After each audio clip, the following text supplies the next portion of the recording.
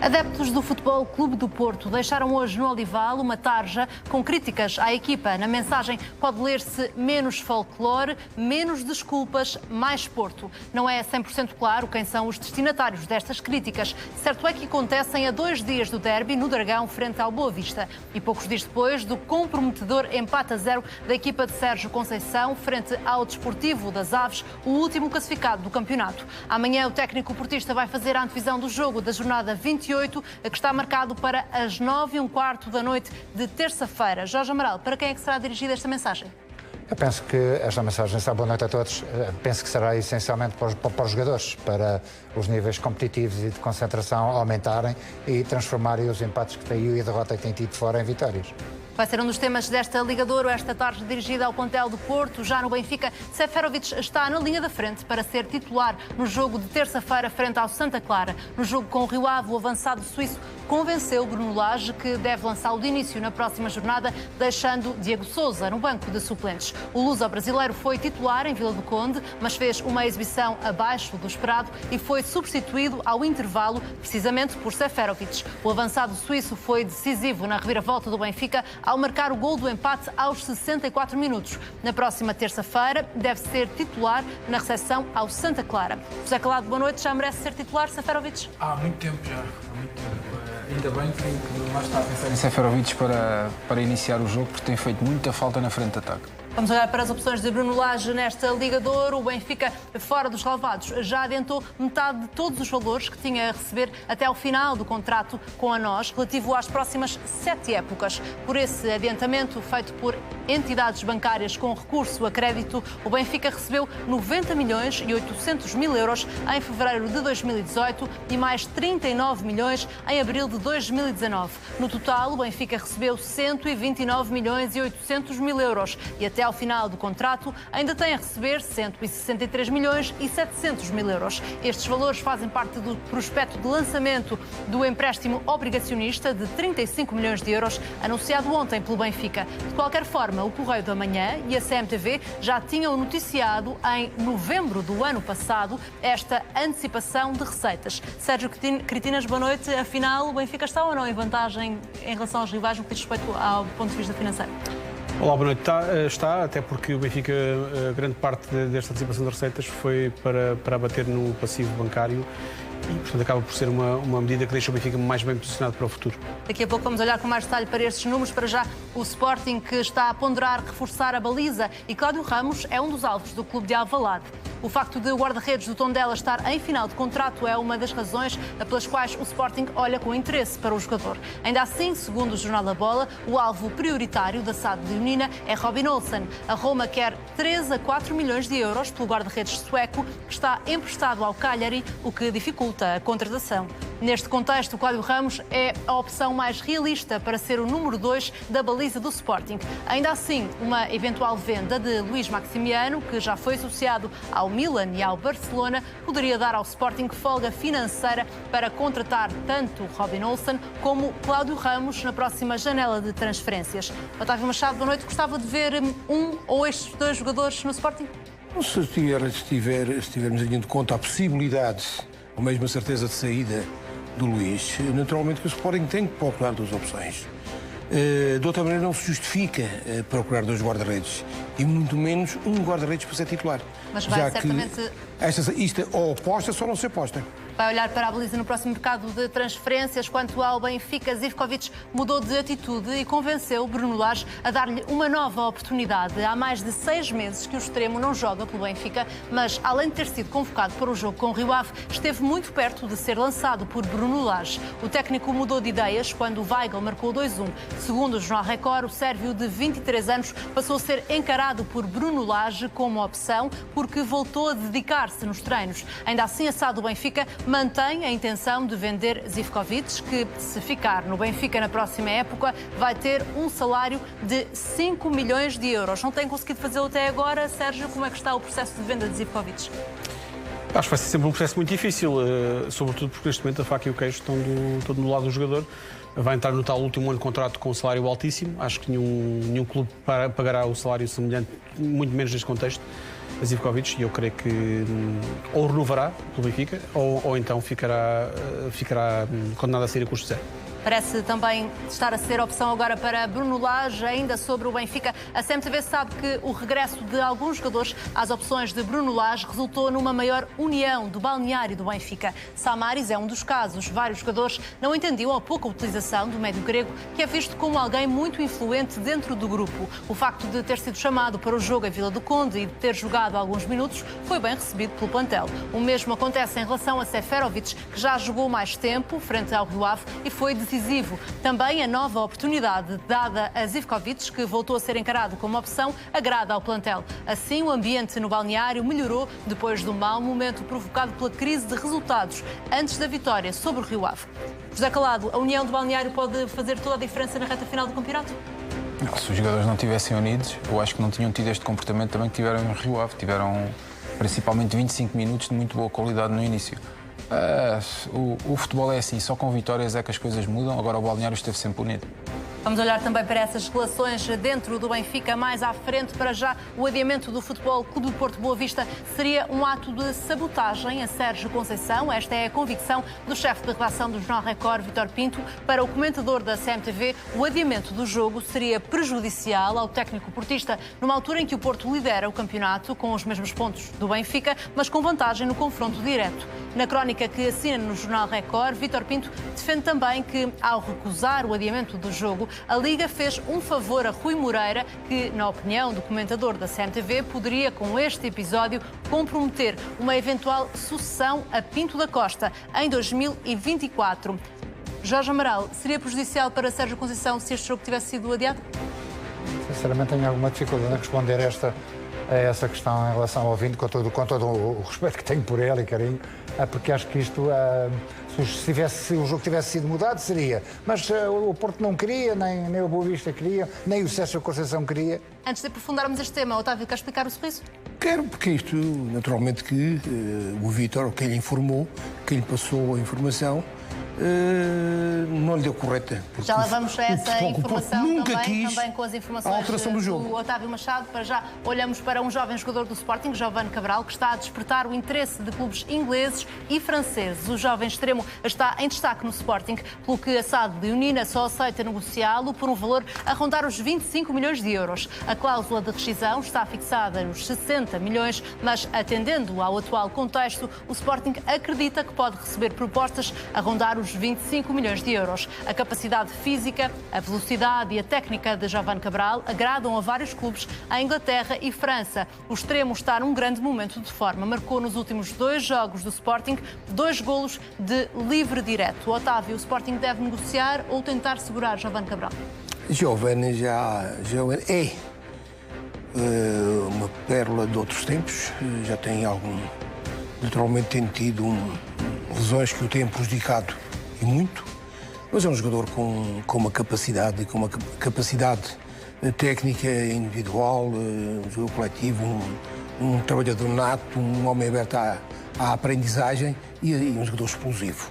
E o seu poder de explosão, naturalmente, no último jogo do Sporting, foi os momentos de melhores do jogo, foi naturalmente as explosões do Giovane Cabral. Marcou 2 grandes golos nos últimos 2 jogos do Sporting, já em Espanha. Hoje, Gonçalo Guedes é o nome do momento, marcou um grande golo com a camisola do Valência na vitória por 2-0 sobre o Osasuna. Um golo que, em Espanha, lhe está a valer comparações com Diego Maradona. O jogador português pegou na bola bem antes da linha do meio-campo, numa rápida jogada de contra-ataque que aconteceu ao minuto 12 deste encontro. Passou depois por 2 jogadores adversários, chegou a cair no relvado, mas levantou-se, ultrapassou mais 2 jogadores e rematou para o fundo da baliza do Osasuna.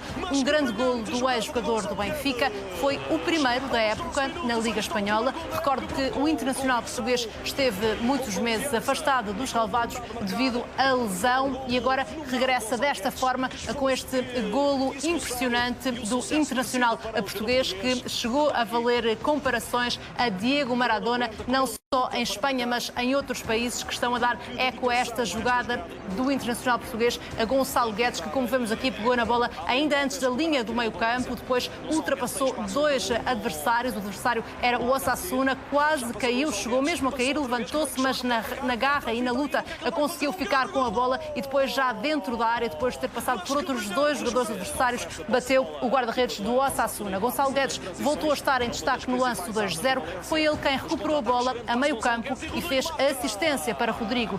Depois, já na área, conclusão de mais um ex-jogador do Benfica. 2-0 foi o resultado final no estádio Mestalla. O Valência subiu ao 8º lugar do campeonato, tem 46 pontos, menos 19 que o líder Barcelona, que soma 65. Em Inglaterra, o Everton e o Liverpool empataram sem golos na jornada 30 da Liga Inglesa. Na primeira parte, o Liverpool esteve perto do golo neste lance.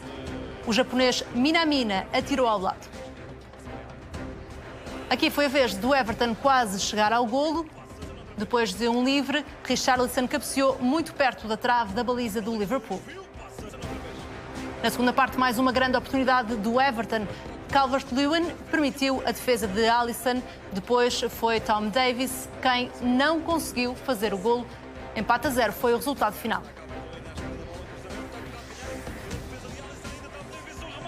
Voltamos ao futebol português. Adeptos do Futebol Clube do Porto deixaram hoje no Olival uma tarja com críticas à equipa. Na mensagem pode ler-se: menos folclore, menos desculpas, mais Porto. Não é 100% claro quem são os destinatários destas críticas. Certo é que acontecem a 2 dias do derby no Dragão, frente ao Boa Vista, e poucos dias depois do comprometedor empate a 0 da equipa de Sérgio Conceição frente ao Desportivo das Aves, o último classificado do campeonato. Amanhã o técnico portista vai fazer a antevisão do jogo da jornada 28, que está marcado para as 9h15 da noite de terça-feira.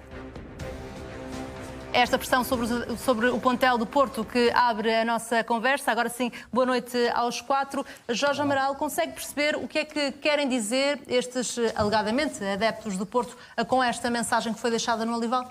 Mariana, desde o princípio da retoma do campeonato, nos 3 jogos que o Porto fez, não fez bons jogos. Mas os guarda-redes contrários foram sempre os melhores em campo. Criou muitas oportunidades, podia efetivamente ter materializado e os resultados poderiam ter sido outros, mesmo não jogando bem. Penso que o que tem faltado isto, e em Famalicão, o Sérgio Conceição falou nessa situação, foi na tal concentração competitiva que tem que existir e que durante estes 3 meses, se calhar, se perdeu. Eu penso que tem a ver com isto. Eu não entendo a palavra folclore, não sei porquê. Poderá estar relacionada com toda a polémica em torno do Porto Boa Vista? Não sei, se calhar, mas isso não tem a ver, se houver folclore, seria mais os santos, não é? Então, mais a parte dos santos e dos arraiais, vá lá, dos arraiais, e não tanto de folclore. Agora, as desculpas, eu penso que não tem havido muitas desculpas, houve uma ou outra da parte do Sérgio Conceição, que eu também não gostei. Acho que a justificação do autocarro e do Aves, acho que não serve de desculpa para aquilo que o Porto não conseguiu fazer, ou com os jogadores. Eu penso que isso é uma chamada de atenção. Se houver outra coisa por trás, não sei, mas uma chamada para os jogadores se concentrarem mais. A atitude competitiva que eles têm até nem é tão má quanto isso. A equipa corre, não joga bem, mas também já não jogava antes bem. Tem dificuldades na finalização, e basta ver, digamos, o índice de finalização dos avançados é muito baixo. Mas também já o era no passado, antes de interromper o campeonato.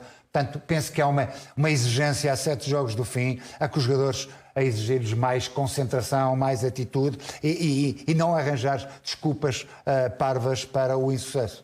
A parte das desculpas, José Calado, será dirigida a Sérgio Conceição, como dizia o Jorge Amaral, ou não? Não só, e talvez a toda a estrutura, porque o Sérgio tem sempre o apoio da estrutura, creio eu. O Jorge Nuno Pinto da Costa já reforçou também esse apoio ao Sérgio. Eu acho que agora está a ficar moda, pelos vistos. Cada vez que há um mau resultado, parte das claques tentarem de alguma maneira ver ou fazer com que os jogadores sintam... Embora não seja claro se foi colocada aquela tarja por parte de uma claque, não há qualquer referência. Sim, mas a questão é uma tarja a meu ver que não está a ofender ninguém, não está a ofender os jogadores, não está a ofender o Futebol Clube do Porto, apenas para alertar que se calhar se não houvesse tantas desculpas com o adversário, porque o adversário joga muito defensivo, ou porque o relevado não está em boas condições, ou porque o árbitro não apitou isto ou não apitou aquilo, se calhar o Futebol Clube do Porto tinha passado também o Desportivo das Aves e se calhar outros clubes, como o Famalicão também, onde perdeu. Eu acho que somente é isso. É um alerta para que as coisas sejam diferentes, para que se calhar os jogadores ponham mais vontade ou mais empenho, que eu acho que os jogadores do Futebol Clube do Porto têm posto no campo, sinceramente. Não têm jogado bem, mas o empenho tem estado presente. Mas os resultados, quando não aparecem, é mais do mesmo. Por isso, nada a dizer. Acho que não é uma tarja ofensiva, sinceramente. Não acho que seja uma tarja ofensiva. É uma tarja para alertar, para os jogadores não dormirem e, acima de tudo, para a estrutura. Cada vez que tem um mau resultado ou um resultado negativo, que não atire as desculpas para tudo quanto é sítio e não se sacuda sempre água do seu capote. Acho que essencialmente é isso. Otávio Machado, mais do que uma mensagem de contestação, é antes uma mensagem de exigência, esta ou não? Mariana, algum desagrado normal, natural, já tinha acontecido com o Benfica, de mais uma oportunidade perdida de alargar, de dilatar, nem que fosse por 24 horas, vantagem pontual para com o Benfica, colocar uma pressão extra e depois ficar à mercê novamente de uma igualdade pontual que veio a verificar-se. Eu penso que é um pouco tudo isto e, acima de tudo, uma chamada de atenção, porque quer queiramos, quer não. E, sobretudo, dirigida a quem, Otávio? A todos, ao grupo, de uma maneira geral. Os adeptos do Porto vivem o clube de uma maneira muito especial, não quer dizer que os outros não vivam, mas é uma maneira especial, uma maneira diferente. Dão tudo e querem receber tudo.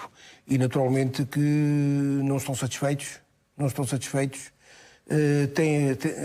têm uma leitura muito correta da situação que o clube vive e que é preciso, naturalmente, não é discutir quem é o campeão, é discutir quem é que vai receber os 40 milhões. Isso é fundamental. E perder essas oportunidades é um indício de que falta poder à equipa nestas condições. O Porto não pode, nesta situação, ir jogar com o Aves, e eu disse aqui a semana passada, o Luís até disse que era impossível o Porto perder ou empatar. Luís Pedro não o serve, sim, agora. Luís Pedro, sim. Que era qualquer coisa que não podia acontecer, perder pontos nas Aves, e eu disse que sim, podia perder, porque não deixar para os outros pensarem que é possível também fazer conquistas. Agora, não se pode depois também, é verdade, porque os outros estão a lutar pela sobrevivência, os jogadores do Aves estão numa montra, a queda do Aves é quase uma certeza, mas nós sabemos que as pessoas, todos aqueles que estão em desespero, tentam salvar-se. Até costuma-se dizer, e desculpe a expressão, mesmo depois de mortos, para tirar de casa são precisos 4. Naturalmente que já agora o Desportivo das Aves agora está a perder 2-0 com o Gil Vicente. É uma equipe. E fez o jogo. Faltou ao futebol. Não digo que houvesse falta de empenho dos jogadores do Porto. Naturalmente que houve ineficácia em termos de concretização. Foram ineficazes, inclusive quando perdem um daqueles penaltis oferecidos e que, efetivamente, foi desperdiçado. Aí, psicologicamente, ainda as coisas se tornam muito mais difíceis. Sérgio, já passaram alguns dias desde o último jogo e ainda faltam 2 dias para o próximo jogo e agora é que aparece esta tarja. Que leitura é que fazes, não só da mensagem, mas também deste timing? Consegues perceber ou não? Eu acho que, admito eu que tenha muito a ver também com aquilo que aconteceu depois do jogo. Os adeptos vão sempre muito por resultados. Eu não acho que o Futebol do Porto tenha jogado pior contra o Aves do que jogou contra o Marítimo, por exemplo. E contra o Marítimo ganhou o jogo. Contra o Aves tem um penalti, tem uma possibilidade de marcar um gol de penalti que não marca. Se tivesse marcado aquele gol e tivesse ganho por 1-0, teria sido uma exibição muito fraca, porque acho que foi uma exibição fraca do Porto nas Aves. Mas se calhar os adeptos estavam contentes porque tinham ganho o jogo 1-0 e estavam com vantagem no topo do campeonato. E eu acho que depois ao jogo Benfica, em que houve diria, algum folclore, que há sempre os folclore, estamos sempre a falar de árbitros de um lado para o outro, uns será após os outros. Eu acredito que sim. Eu acredito que sim, porque houve muitas referências e vi muita coisa nas redes sociais de pessoas com habitual espaço no Porto Canal a falarem da arbitragem do Rio Ave Benfica, das expulsões dos jogadores do Rio Ave, até do tempo de compensação. Quando, se calhar, os adeptos do Porto querem mais foco naquilo que está a acontecer na própria equipa, não é? Quer dizer, uma equipa que que joga tão pouco como o Porto tem jogado desde o resto da competição. O jogo com o Famalicão foi um jogo muito pobre do Porto, o jogo Marítimo é um jogo pobre do Porto, este jogo com o Aves é um jogo pobre também.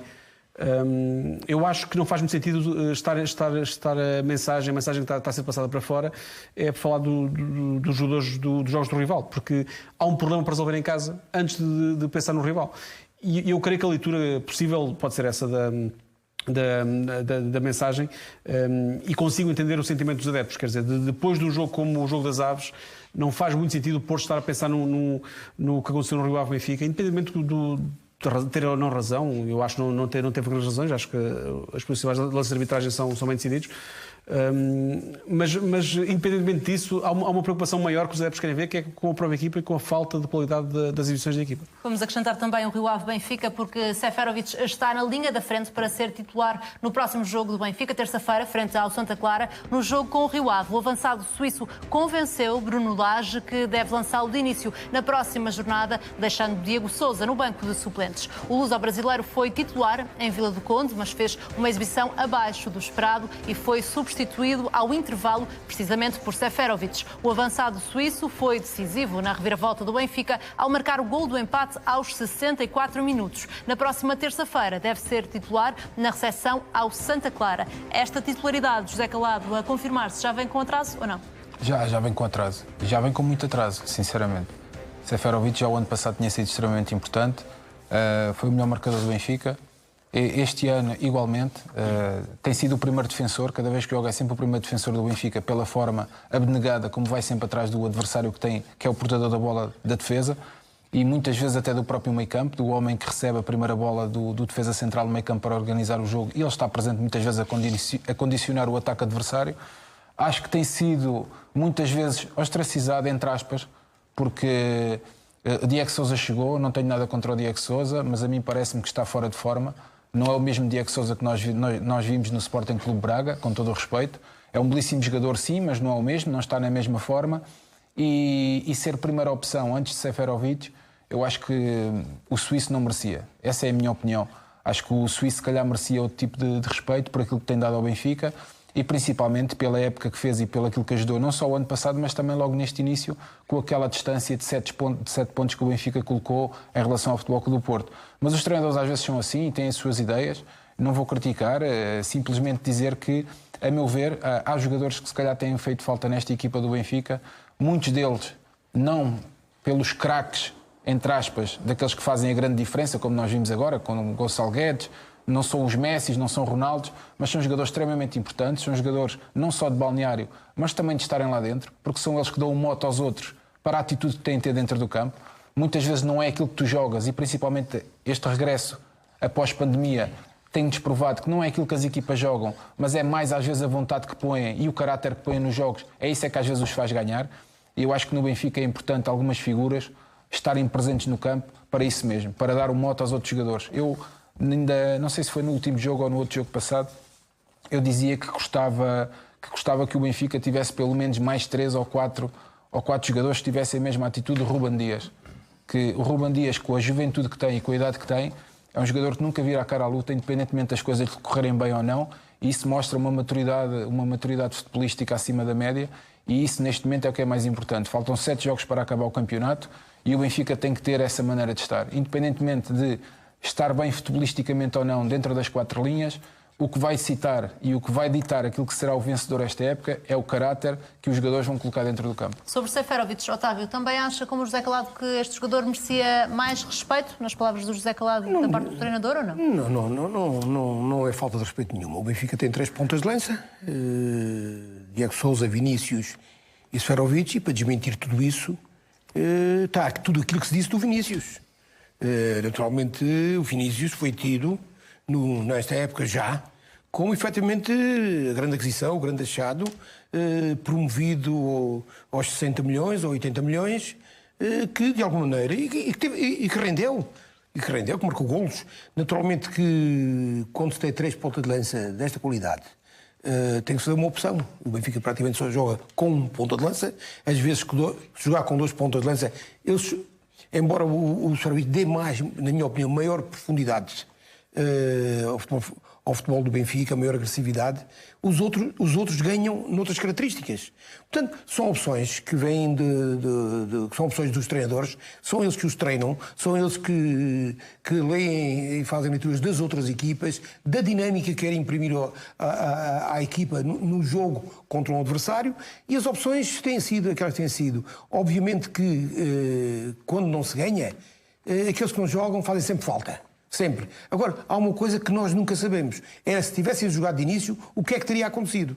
Não há certezas. Não há certeza. Sabemos, devemos fazer as leituras daquilo que aconteceu. E a leitura que se deve fazer é aquela que é verdadeira. Efetivamente, os jogadores que têm entrado, mas não é só os pontas de lança, não têm rendido. Agora, aquilo que também discutimos muito é que os grandes não estão, o Porto e o Benfica não estão a jogar. Então, mas porquê é que os outros estão a jogar? Foi a pandemia, foi a paragem, só foi para os dois grandes, que estão a jogar muito menos do que as outras equipas. Não, mas o Famalicão está a jogar muito. O Benfica já estava assim antes da pandemia. Certo, o Famalicão está a jogar muito. Uma equipe equilibrada. O Gil Vicente, o Marítimo teve muito bem nas antas. Muito bem nas antas. O Sporting está melhor. O Passo de Ferreira teve muito bem. O Sporting está melhor. O Sporting. Portimonense também. A pressão não existe. O Portimonense. Portanto, e porquê é que os dois ganham? Isto para mim como é que dizer? É que me deixa intrigado. Porquê? Os dois grandes, que têm mais potencialidades, que têm mais condições de trabalho, que têm melhores plantéis, que têm inspirações, estão a jogar menos. E mais grave, falhas de concentração inadmissíveis. Em jogadores experientes. O jogador experiente é Diego Sousa, que teve uma noite abaixo do esperado no jogo em Vila do Conde, pegando naquilo que o Otávio estava a dizer, Jorge, de que é mais fácil olhar para aquilo que sabemos, porque não sabemos como seria se tivesse jogado de início a Seferovic, mas tendo em conta aquilo que se passou, quer a exibição de Diego Sousa como a entrada de Seferovic, é obrigatório que seja titular no próximo jogo, o suíço? Eu muito sinceramente, eu gosto do estilo, mesmo falhando, eu gosto da capacidade de trabalho que o Seferovic tem. É um jogador de equipa, que a gente conta sempre. Nós vimos mesmo a jogar contra 9, mesmo na altura dos 9, naqueles minutos, ele a tentar recuperar bolas, a vir cá atrás, a ajudar, enquanto os outros se calhar não vinham. É um jogador que tem uma atitude de entrega e de apoio à equipa muito grande. Entendo em relação ao Vinícius, que o Vinícius apareceu a contratação e pelos valores teve que jogar. Entendo porque é que não jogam os dois. Bruno Lage tentou este ano a ir buscar alguém que se adaptasse a Félix. Portanto, porque jogasse mais pelo lado direito. Jogou por lá Chiquinho, jogou por lá Rafa, jogou por lá quase todos, a Tarab, tentou diversas opções. A única que faltava, se calhar, era Diego. Porquê? Porque Diego é um pé direito, joga mais descaído pelo lado direito. Seferovic e Vinícius têm umas características idênticas, que são escardinos. Portanto, às vezes podiam colidir em termos de posicionamento no terreno. Acho que, mediante a opção... Eu não sei, eu também já dizia que o Zé Luís não devia de jogar nas aves e jogou. Se calhar também dizíamos que o Carlos Vinícius não devia de jogar e jogou. Portanto, não sei. Acho que se justificava por aquilo que tem feito pelo Benfica, por aquilo que a gente vê cada vez que entra, mesmo falhando, que Seferovic, acho que é uma peça, Seferovic, não é? É uma peça muito importante dentro do 11 do Benfica, não é? É um jogador agressivo, na primeira zona de pressão, é um jogador de equipa. Finalização. Ele entrou na segunda parte e a primeira jogada que tocou mandou uma cabeçada fantástica à trave. Portanto, quer dizer, isto é tudo, o futebol é um momento e eu acho, em relação àquilo que o Otávio disse, do momento das equipas dos grandes, acho que lhes faltam o público para ajudá-los aos níveis de concentração. E acho que quase todas as equipas estão, digamos, a jogar aquilo que jogaram antes. Acho que estão todas, não é? Agora, como os níveis de consideração dos maiores estão mais baixos, e incluo aqui o Braga, por exemplo, as outras equipas quase que se nivelam ao nível dos grandes.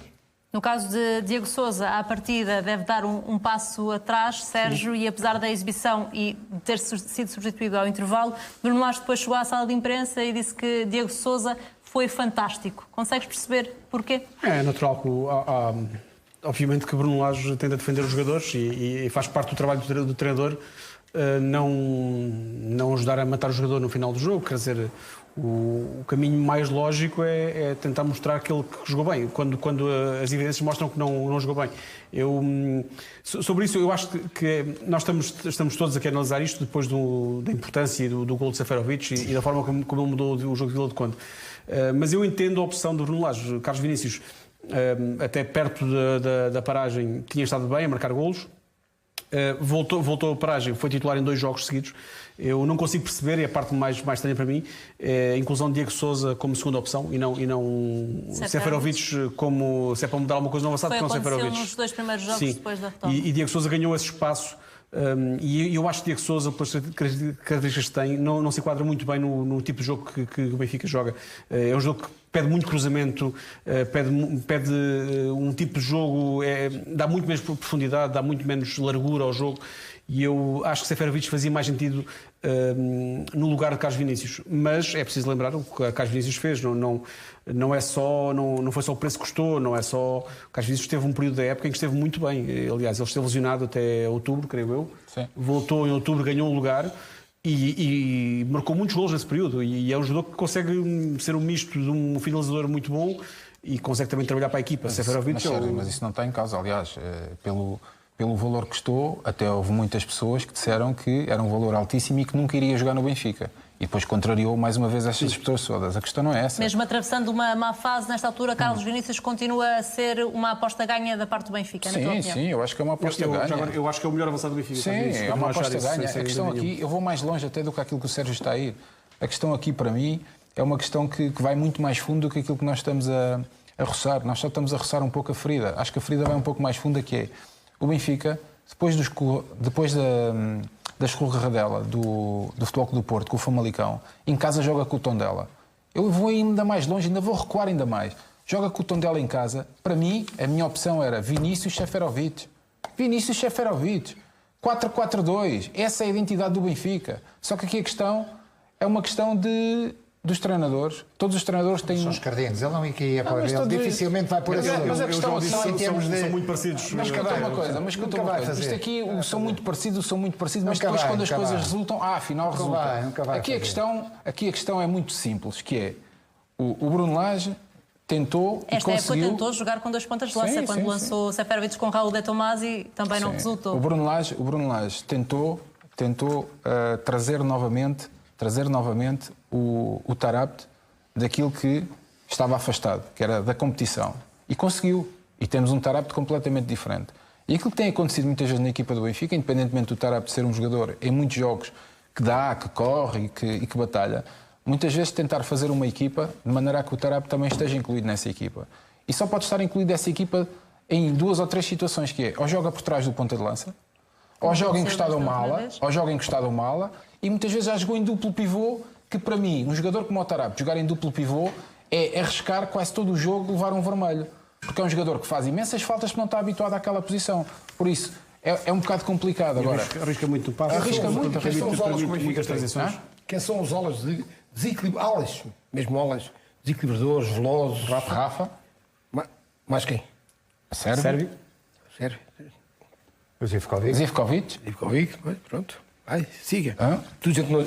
Mas eu creio que também foi uma opção na construção de plantel e Bruno Lage gosta muito dos alas que jogam por dentro. Uma equipa um todo, interdinâmico. Vamos continuar a olhar para as opções de Bruno Lage, porque a CMTV sabe que o regresso de alguns jogadores às opções do treinador resultou numa maior união do balneário do Benfica. Samaris é um dos casos. Vários jogadores não entendiam há pouco a utilização do médio grego, que é visto como alguém muito influente dentro do grupo. O facto de ter sido chamado para o jogo em Vila do Conde e de ter jogado alguns minutos foi bem recebido pelo plantel. O mesmo acontece em relação a Seferovic, que já jogou mais tempo frente ao Rio Ave e foi decisivo também a nova oportunidade dada a Zivkovic, que voltou a ser encarado como opção, agrada ao plantel. Assim, o ambiente no balneário melhorou depois do mau momento provocado pela crise de resultados antes da vitória sobre o Rio Ave. Jorge Amaral, acontece ou não, dentro dos grupos de trabalho e dos plantéis, jogadores sentirem injustiças em relação a outros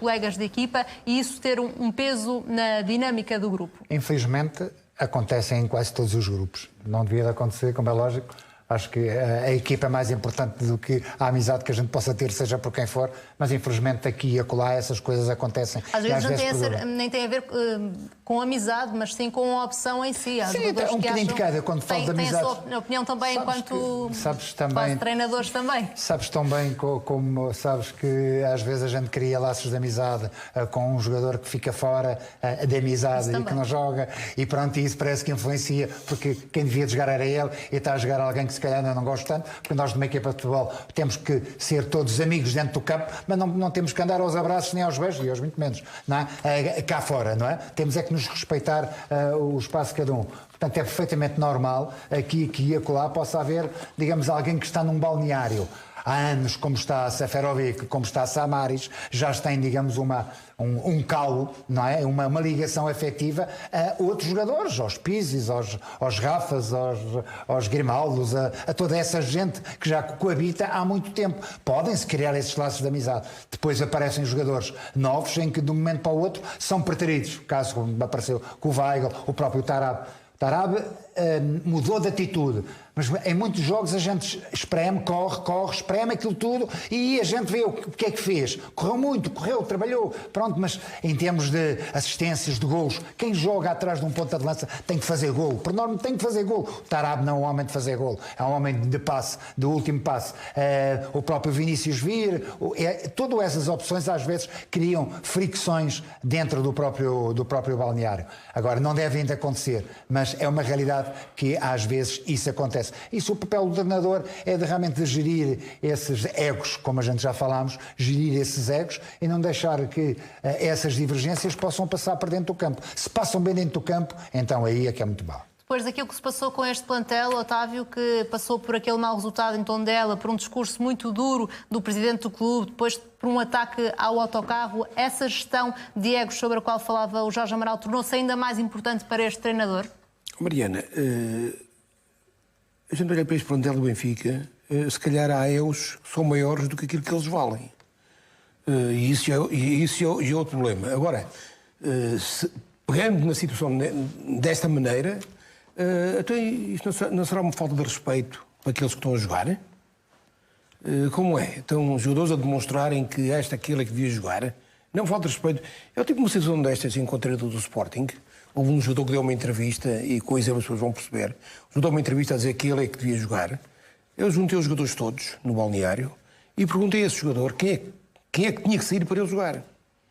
Não, mas isso é diferente. E ele não foi capaz. Mas isso é diferente. É uma falta de respeito para com os companheiros de equipa. Espera. Se há aqui... O Seferovic nunca fez isso. Desculpa, mas se há alguma insatisfação...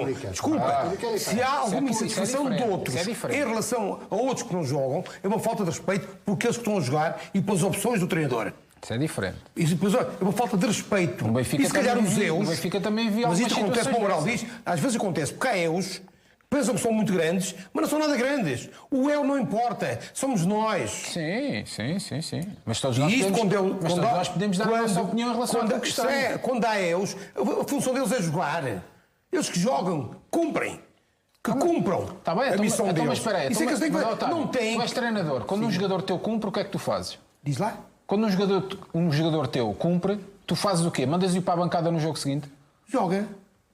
Pronto, é isso que eu estava a dizer. Então... Até isso durante a semana houve alguns jogadores.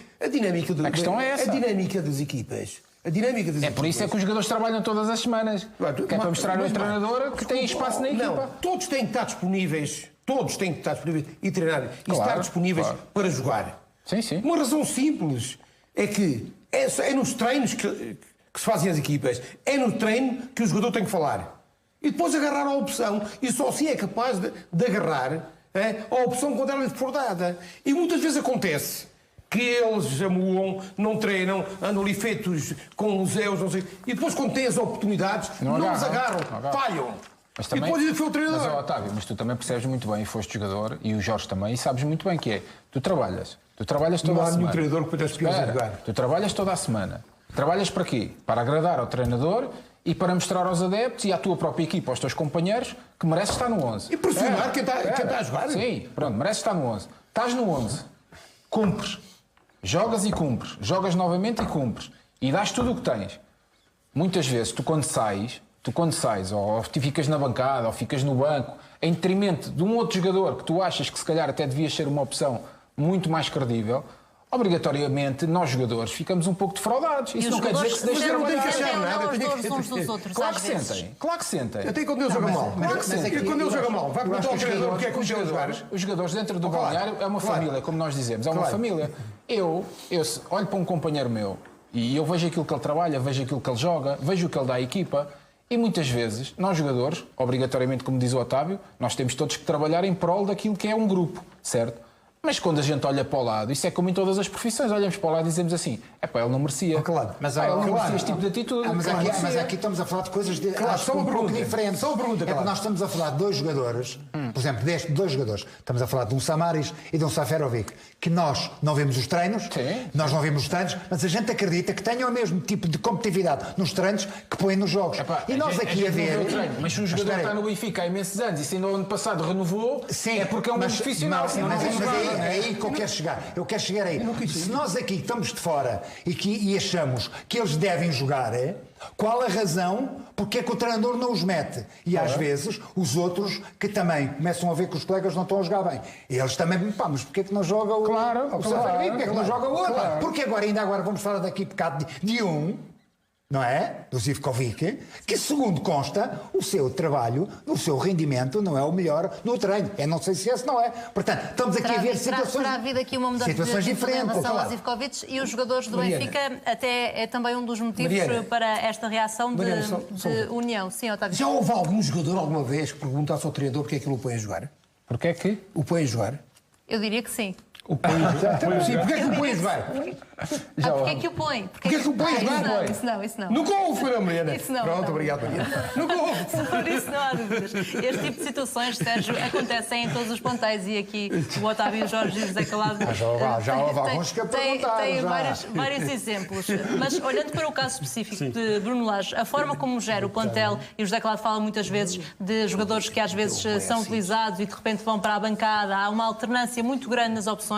Isso potencia ou não algumas situações destas de instabilidade no balneário? Eu acho que estamos todos a discutir uma coisa num plano teórico, num plano meramente académico e há uma coisa essencial que é os resultados. É os resultados, quer dizer, no ano passado o Bruno Lage foi campeão, pôs na equipa ao meio do campeonato, foi campeão e jogou no início com alguns jogadores, mas manteve um 11 muito parecido até a final da época e foi campeão com aqueles jogadores. E havia mais de 10 jogadores que não jogavam, ou que jogavam muito pouco. E na altura estavam todos contentes, não é? Ganhava-se, está tudo contente. Isto, quando os resultados correm bem, o treinador pode fazer o que quiser, tem todo o crédito do mundo. Se muda o que mudar ou não mudar e as coisas correrem bem, é uma maravilha. Neste caso, obviamente que em qualquer grupo de 20 e tal pessoas, e é o que estamos a falar, de um plantel, as pessoas dão-se melhores com umas do que com outras. É natural que se criem relações de amizade com algumas pessoas, mais fortes com outras. Com outro tipo, não gostamos tanto daquele gajo, mas pronto, até aguentamos quando estamos a ganhar. É mesmo assim. E mais, outra situação, que é os empresários. Pois há os empresários também. Os empresários a jogar com os jogadores fora do terreno. Sim. A pressionar, a dar entrevistas, a falar por eles. De uma maneira geral, todos os jogadores... E o treinador é um gestor de conflitos. E Diego, sobretudo, lá está, porque acho que todos os jogadores, e parece-me que é uma condição quase para chegar ao mais alto nível, à alta competição, todos os jogadores estão muito convencidos de si próprios, no sentido de... acham que são sempre os melhores naquilo que fazem. É o melhor central, o melhor guarda-redes, é o melhor... O jogador, se não tiver esse espírito de achar que é muito bom, dificilmente chega. Mas é isso que faz o jogador superar. Ele achar que é melhor que o outro. Exatamente. Sérgio, o Florentino, no espaço de um mês, foi metido em todos, foi dado como pretendido por todos os grandes clubes europeus. Eu trago uma que saiu na comunicação social durante o mês, os clubes que se interessaram por ele, desde o Barcelona, Manchester City, todos, Real Madrid, mas não todos. Joga, e agora não joga. Não joga assim. Repara, então, mas desculpe lá. Não joga. Portanto, isto é um trabalho de quem? E isto também cria conflitos. Porquê é que ninguém pergunta por Florentino? Isso já aconteceu com outros jogadores. Claro. O Rafael Leão também jogou, saiu do Sporting e foi para o Milão. Esta tentativa de promoção para dar nisto. Vai desembocar. Eu acho que contribui, mas acho que o essencial é tu se resume uma coisa, que é ganhar ou não ganhar. Claro. Se ganha, Não, o Balneário maravilha. fala destas Não, coisas. mas deixa-me só dizer uma coisa. E acho que nos maus momentos, nos momentos de crise, como o Benfica atravessou, nesta sequência de jogos com muito poucas vitórias, com uma vitória só, é que de facto nota-se a falta de líderes. Há bocado o Calado falava do Ruben Dias, que é um miúdo com uma atitude, e é um facto que é. Mas ainda é muito novo e eu duvido que seja um líder naturalmente aceito por todos os jogadores daquele balneário. Isto é, o Luizão era naturalmente aceito por toda a gente. Com 15 anos de Benfica, o que o Luizão dizia era lei quase, não é? E o Ruben Dias tem 22 anos, 22, 23, não sei. Eu acho que ao Benfica falta isso. E até por aí, e agora voltando a um jogador que é muito falado aqui, é o Samaris. Eu acho que um jogador como o Samaris, num momento difícil para o Benfica, fazia falta dentro de campo. Acho que faz falta dentro de campo, um jogador como o Samaris. Acho que ter aquela liderança de um jogador com 6 anos de Benfica, como outros, como o André Almeida, como... Mas tu sabes Ele muito tentou bem. fazer isso com o Jardel, colocá-lo. Mas tu sabes, O Jardel tem um perfil diferente, tem uma personalidade diferente. mas tu sabes muito bem, um líder não se impõe. Não se impõe, não. É aceito pelo respeito. É aceito. Mas falta ou não esse líder no balneário do Benfica, como foi Luizão? Neste momento, Como falta o Luizão, o Benfica não tem nenhum jogador com a capacidade que tinha o Luizão. O Jardel tem muitos anos, mas tem com a sua liderança. Tem uma personalidade muito diferente, Jardel. É diferente. Carisma do Luizão. O Jardel já lá estava quando o Luizão era a figura de liderança. Mas é a personalidade das próprias pessoas, é como diz o Otávio, é um líder ser aceito pelos outros e depois é o respeito que se vai conquistando todos os dias de trabalho e todos os jogos que se tem e a maneira como tu interages com todo o grupo, que isso é extremamente importante. Porque às vezes as pessoas esquecem-se, só ligam aos 11, o líder só liga... Não. O verdadeiro líder liga a todos os seus companheiros. E como é que Trata-os de maneira igual. essa ausência de um líder dentro do balneário do Benfica? Ganhando jogos e aqueles que são os jogadores mais importantes da equipa e aqueles em que Bruno Lage confia muito mais, e temos vários casos. Pizzi joga sempre. Ruben Dias. O guarda-redes eu deixo sempre de parte, porque os guarda-redes é sempre uma posição um bocado ingrata e não são jogadores que estão... Eu acho que o André Almeida não são jogadores que estão de campo. O André pela sua personalidade e a sua maneira de estar, não só no terreno de jogo, mas fora dele também. São os 3 capitães da equipa a seguir a... O próprio Jardel, quando não joga, mas é um jogador que, mesmo não jogando no balneário, e é um jogador querido por todos, por isso é um líder também. É um líder... Está líderes que funcionam de maneira diferente. Uns pela atitude, outros pelo respeito, seja aquilo que for. Agora a questão é a seguinte, como diz o Sérgio, é uma realidade. O futebol, ou tens resultados ou não tens. Quando tens, está tudo bem. Quando não tens, há problemas em todo lado. É sempre assim. Vamos olhar agora para um lance em específico, porque foi um lance decisivo do jogo entre Benfica e Rio Ave. O golo da vitória do Benfica, marcado por Weigl aos 87 minutos. O canto foi batido por Pizzi. Weigl cabeceou para o golo. Ficou a dúvida sobre se houve falta ofensiva de Carlos Vinícius neste lance. Nem árbitro, nem vídeo-árbitro consideraram haver motivo para anular este golo. Foi limpo este golo, Jorge Amaral? Eu achei que está ali aquela mãozita da mão esquerda, independentemente de depois de dizer que o médio está o Tarantini, que está a encostar-se ou não, é um facto que há uma mão, a mão impulsiona um pouco o jogador para a frente na tentativa, se calhar nem sei se iria conseguir cabecear ou não, se não há falta, não sei, não faço a mínima ideia. Agora há uma mão que efetivamente, que até nota-se que mexe em termos da camisola, se é aquela intensidade suficiente para provocar essa situação, que é um facto, é que a bola passa aos dois, nenhum consegue atacar e aparece o Weigl nas costas. O árbitro não tem possibilidades de ver este tipo de lances. Estes lances são da responsabilidade do VAR e aí é que eles têm que o chamar a atenção. Já a mesma situação do lance com o Ferro, que eu acho que é penalti, e que realmente o VAR tinha que chamar a atenção do árbitro para a respectiva penalidade.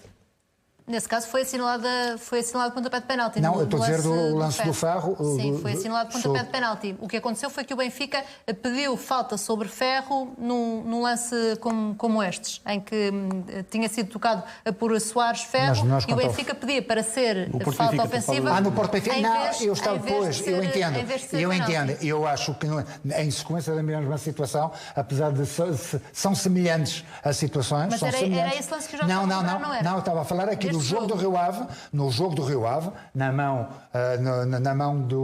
do Ferro, dentro da área, que tem uma amplitude não com uma volumetria tão grande quanto isso. Está-se lá de uma volta aqui na zona do...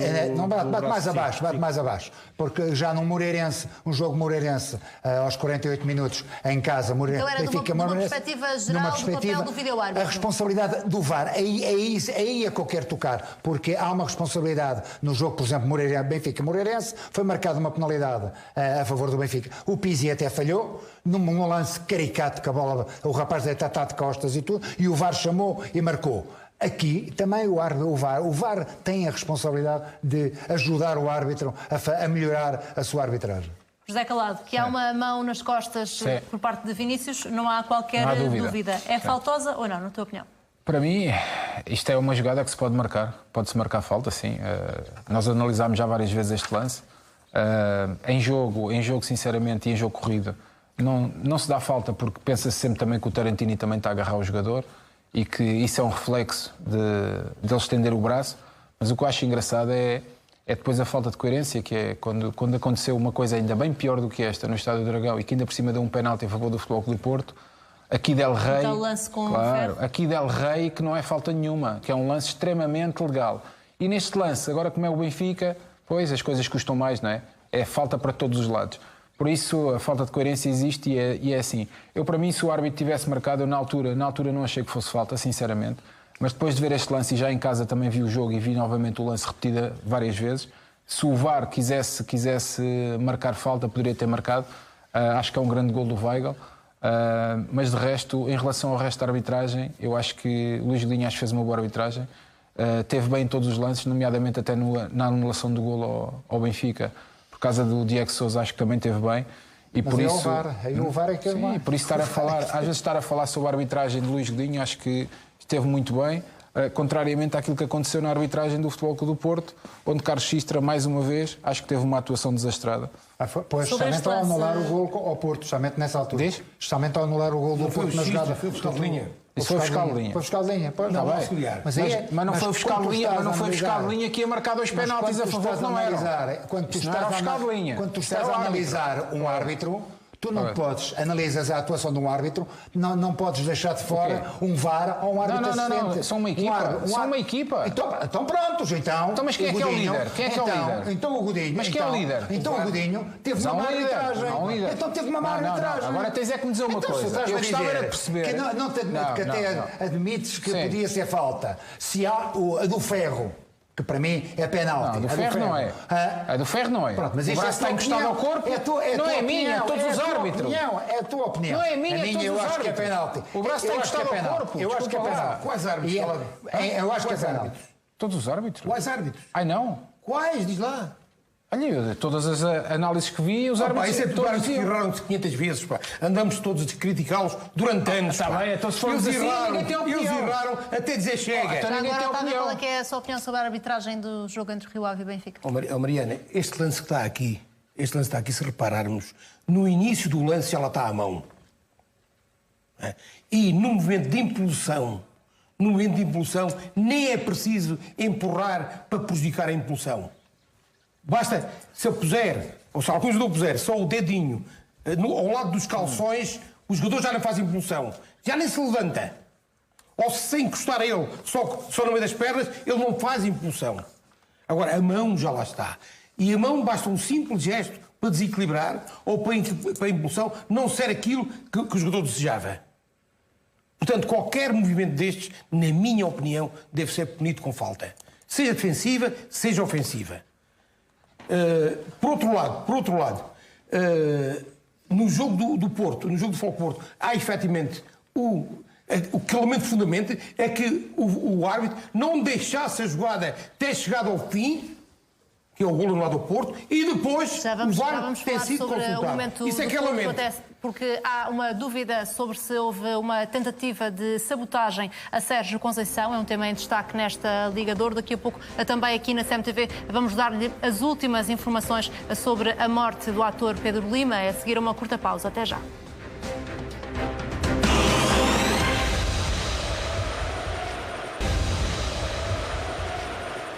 Estamos a acompanhar atentamente as novas informações sobre a morte de Pedro Lima e a qualquer momento vamos atualizá-las aqui na CMTV, mas para já vamos continuar no futebol e em particular no momento do Futebol Clube do Porto, porque o adiamento do Futebol Clube do Porto Boa Vista seria um ato de sabotagem a Sérgio Conceição. Esta é a convicção do chefe de redação do Jornal Record, Vítor Pinto. Para o comentador da CMTV, o adiamento do jogo seria prejudicial ao técnico portista, numa altura em que o Porto lidera o campeonato com os mesmos pontos do Benfica, mas com vantagem no confronto direto. Na crónica que assina no Jornal Record, Vítor Pinto defende também que, ao recusar o adiamento do jogo, a Liga fez um favor a Rui Moreira, que, na opinião do comentador da CMTV, poderia, com este episódio, comprometer uma eventual sucessão a Pinto da Costa em 2024. Benfica e Porto trocaram acusações por causa do possível adiamento do Porto Boa Vista. O Clube da Luz falou em golpada da vergonha e defendeu que este foi mais um episódio demonstrativo da promiscuidade entre política e futebol. Acusou ainda os autarcas do Porto e de Gaia, ambos elementos do Conselho Superior do Porto, de tentarem interferir na calendarização e na verdade desportiva. O Benfica deixou também no ar a ideia de que o Porto não quer jogar o campeonato até ao final. Em resposta, Francisco Marques acusou o Benfica de atirar lama para cima de uma competição que procura adulterar. Referindo-se ao Benfica, o diretor de comunicação do Porto disse ainda que em Portugal só há um clube que não pode usar a palavra promiscuidade. Foi uma longa polémica esta, que acabou com um não adiamento do jogo, mas seria prejudicial e quase uma sabotagem a Sérgio Conceição se o jogo tivesse sido adiado, Jorge? Eu até me admira o Vítor Pinto não ter arranjado para aqui outro animal qualquer para justificar esta sabotagem. Pai, um dinossauro, eu sei lá, qualquer coisa. Outra vez foi o rato, agora estava a ver, imaginar aí um dinossauro qualquer para dar cabo disto. Não, eu penso que não. Eu penso que esta, tal e qual como disse ontem, acho que isto tudo passou por situações da polícia em que é impossível haver outras datas com a carga de jogos que as equipas vão ter, era impossível arranjar outra data, impossível. Na altura da reunião, eu volto a frisar, já ontem eu disse, na altura da reunião, acharam até por bem realizar o jogo nesta data, porque ia forçar com que as pessoas estivessem em casa e não saíssem, só que a leitura da polícia foi outra, achou que as pessoas vinham para a rua pelo jogo e viriam para a rua pelo São João. O Rui Moreira proibiu o São João, as pessoas vão ter que ficar em casa e penso que foi esta a leitura que na reunião da Liga, não desta vez, mas quando foi o sorteio, tiveram, em que realmente seria aconselhável fazer o jogo àquela hora, exatamente para manter as pessoas em casa. E para ficar claro, o Otávio Machado, o Vítor Pinto não falou nunca numa tentativa deliberada de sabotar Sérgio Conceição, até porque disse que o Porto e o Boa Vista nada sabiam sobre esta intenção dos autarcas do Porto. Isso ficou bem claro neste artigo de opinião do comentador da CMTV. Aqui a dúvida é sobre se resultaria quase como uma sabotagem, ou seja, se teria um efeito negativo no treinador do Porto e no Porto este adiamento do jogo. O que é que o Otávio acha? Nunca o Futebol Clube do Porto, Boa Vista ou Liga, admitiram sequer adiar o jogo. Não sei como é que aparece aqui os presidentes de câmaras, porque foram chamados, penso eu, a uma reunião posterior.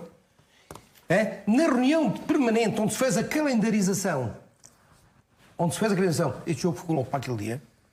Posteriormente, numa reunião com as autoridades, é a própria Liga que sinaliza este jogo. E na altura, a chama a atenção, pública que tinha estado na origem de um eventual adiamento já considerou que não havia motivo para isso. E, quando a Liga sinaliza, argumenta que até é bom porque as pessoas ficam em casa a ver o jogo. E ficou por aqui. Tudo de acordo, ninguém opor. Posteriormente, o Comando Territorial da PSP do Porto alertou o Comando Nacional de Lisboa para esta situação. E, inclusive, houve a hipótese do jogo ser cancelado pelo seu Ministro da Administração Interna. Portanto, Porto, Boa Vista, Liga, nada, zero. E o Presidente de Câmara, não sei como é que aparece aqui, na reunião posterior, tudo isso foi ultrapassado então, e o jogo continua Benfica como está sempre. completamente errado. É isso que quero dizer. Diga? Quer isso dizer que o entendimento do Benfica está errado? Completamente errado, mas compreendo. Isto, neste momento, e já falamos de comunicação, isto é a comunicação, não são de comunicação de homens do futebol. São comissões de assessores políticos. E depois dá nisto. Trazem estes temas para o futebol que não vêm engrandecer nada, que não vêm melhorar nada, só vêm estabelecer confusão numa altura em que o campeonato está ao rubro. Há muita situação, muita pressão em relação a árbitros, em relação aos jogadores, como temos assistido, a situações degradantes, que nada beneficia o futebol. E o futebol vem para uma retoma, vem para uma situação em que, efetivamente, vem ganhar o seu... ocupar o espaço que é dele. Portanto, esta discussão, à volta disto, não fazia qualquer tipo de sentido. Promiscuidade no futebol português sempre houve, vai chamar-se a isso promiscuidade, sempre houve, vai haver, e na política então é melhor ficarmos por aqui, porque este país não é nada exemplar em termos de falta de promiscuidade. Sérgio, o Benfica continua também a bater aqui na ideia de que o Porto não quer jogar este campeonato até ao final e que está a arranjar maneiras para que a competição seja interrompida. O campeonato corre esse risco ainda neste momento? O risco haverá sempre. Acho que não dependerá. O futuro do campeonato não está nas mãos do Benfica nem do Porto. Acho que não há condições para qualquer um dos clubes acabarem com o campeonato. Acho que é preciso uma decisão superior, uma decisão. Isto é, depois de termos feito o mais difícil, que é conseguirmos retomar o futebol. Já foram jogadas 3 jornadas, começou hoje a 4ª jornada pós-retoma. Já estamos num momento em que não faz sentido. É preciso, de facto, a situação piorar muito no país e é preciso uma decisão ao mais alto nível para que isto não se conclua, porque não há nenhuma desculpa, não há nenhuma razão para deixar de jogar 4 ou 5 jornadas do fim quando já fizemos o mais difícil. Não faz sentido nenhum. Até porque nesta altura temos os 2 primeiros empatados e o que estamos aqui a falar é de 40 milhões de euros. É 40 milhões, não é o título. A discussão é isso, é os 40 milhões de euros. É quem é que mete a mão nos 40 milhões de euros. Com os 2 primeiros empatados e com a forma como está estruturado o regulamento de competições da Liga, é uma grande confusão de determinar quem fica com os 40 milhões.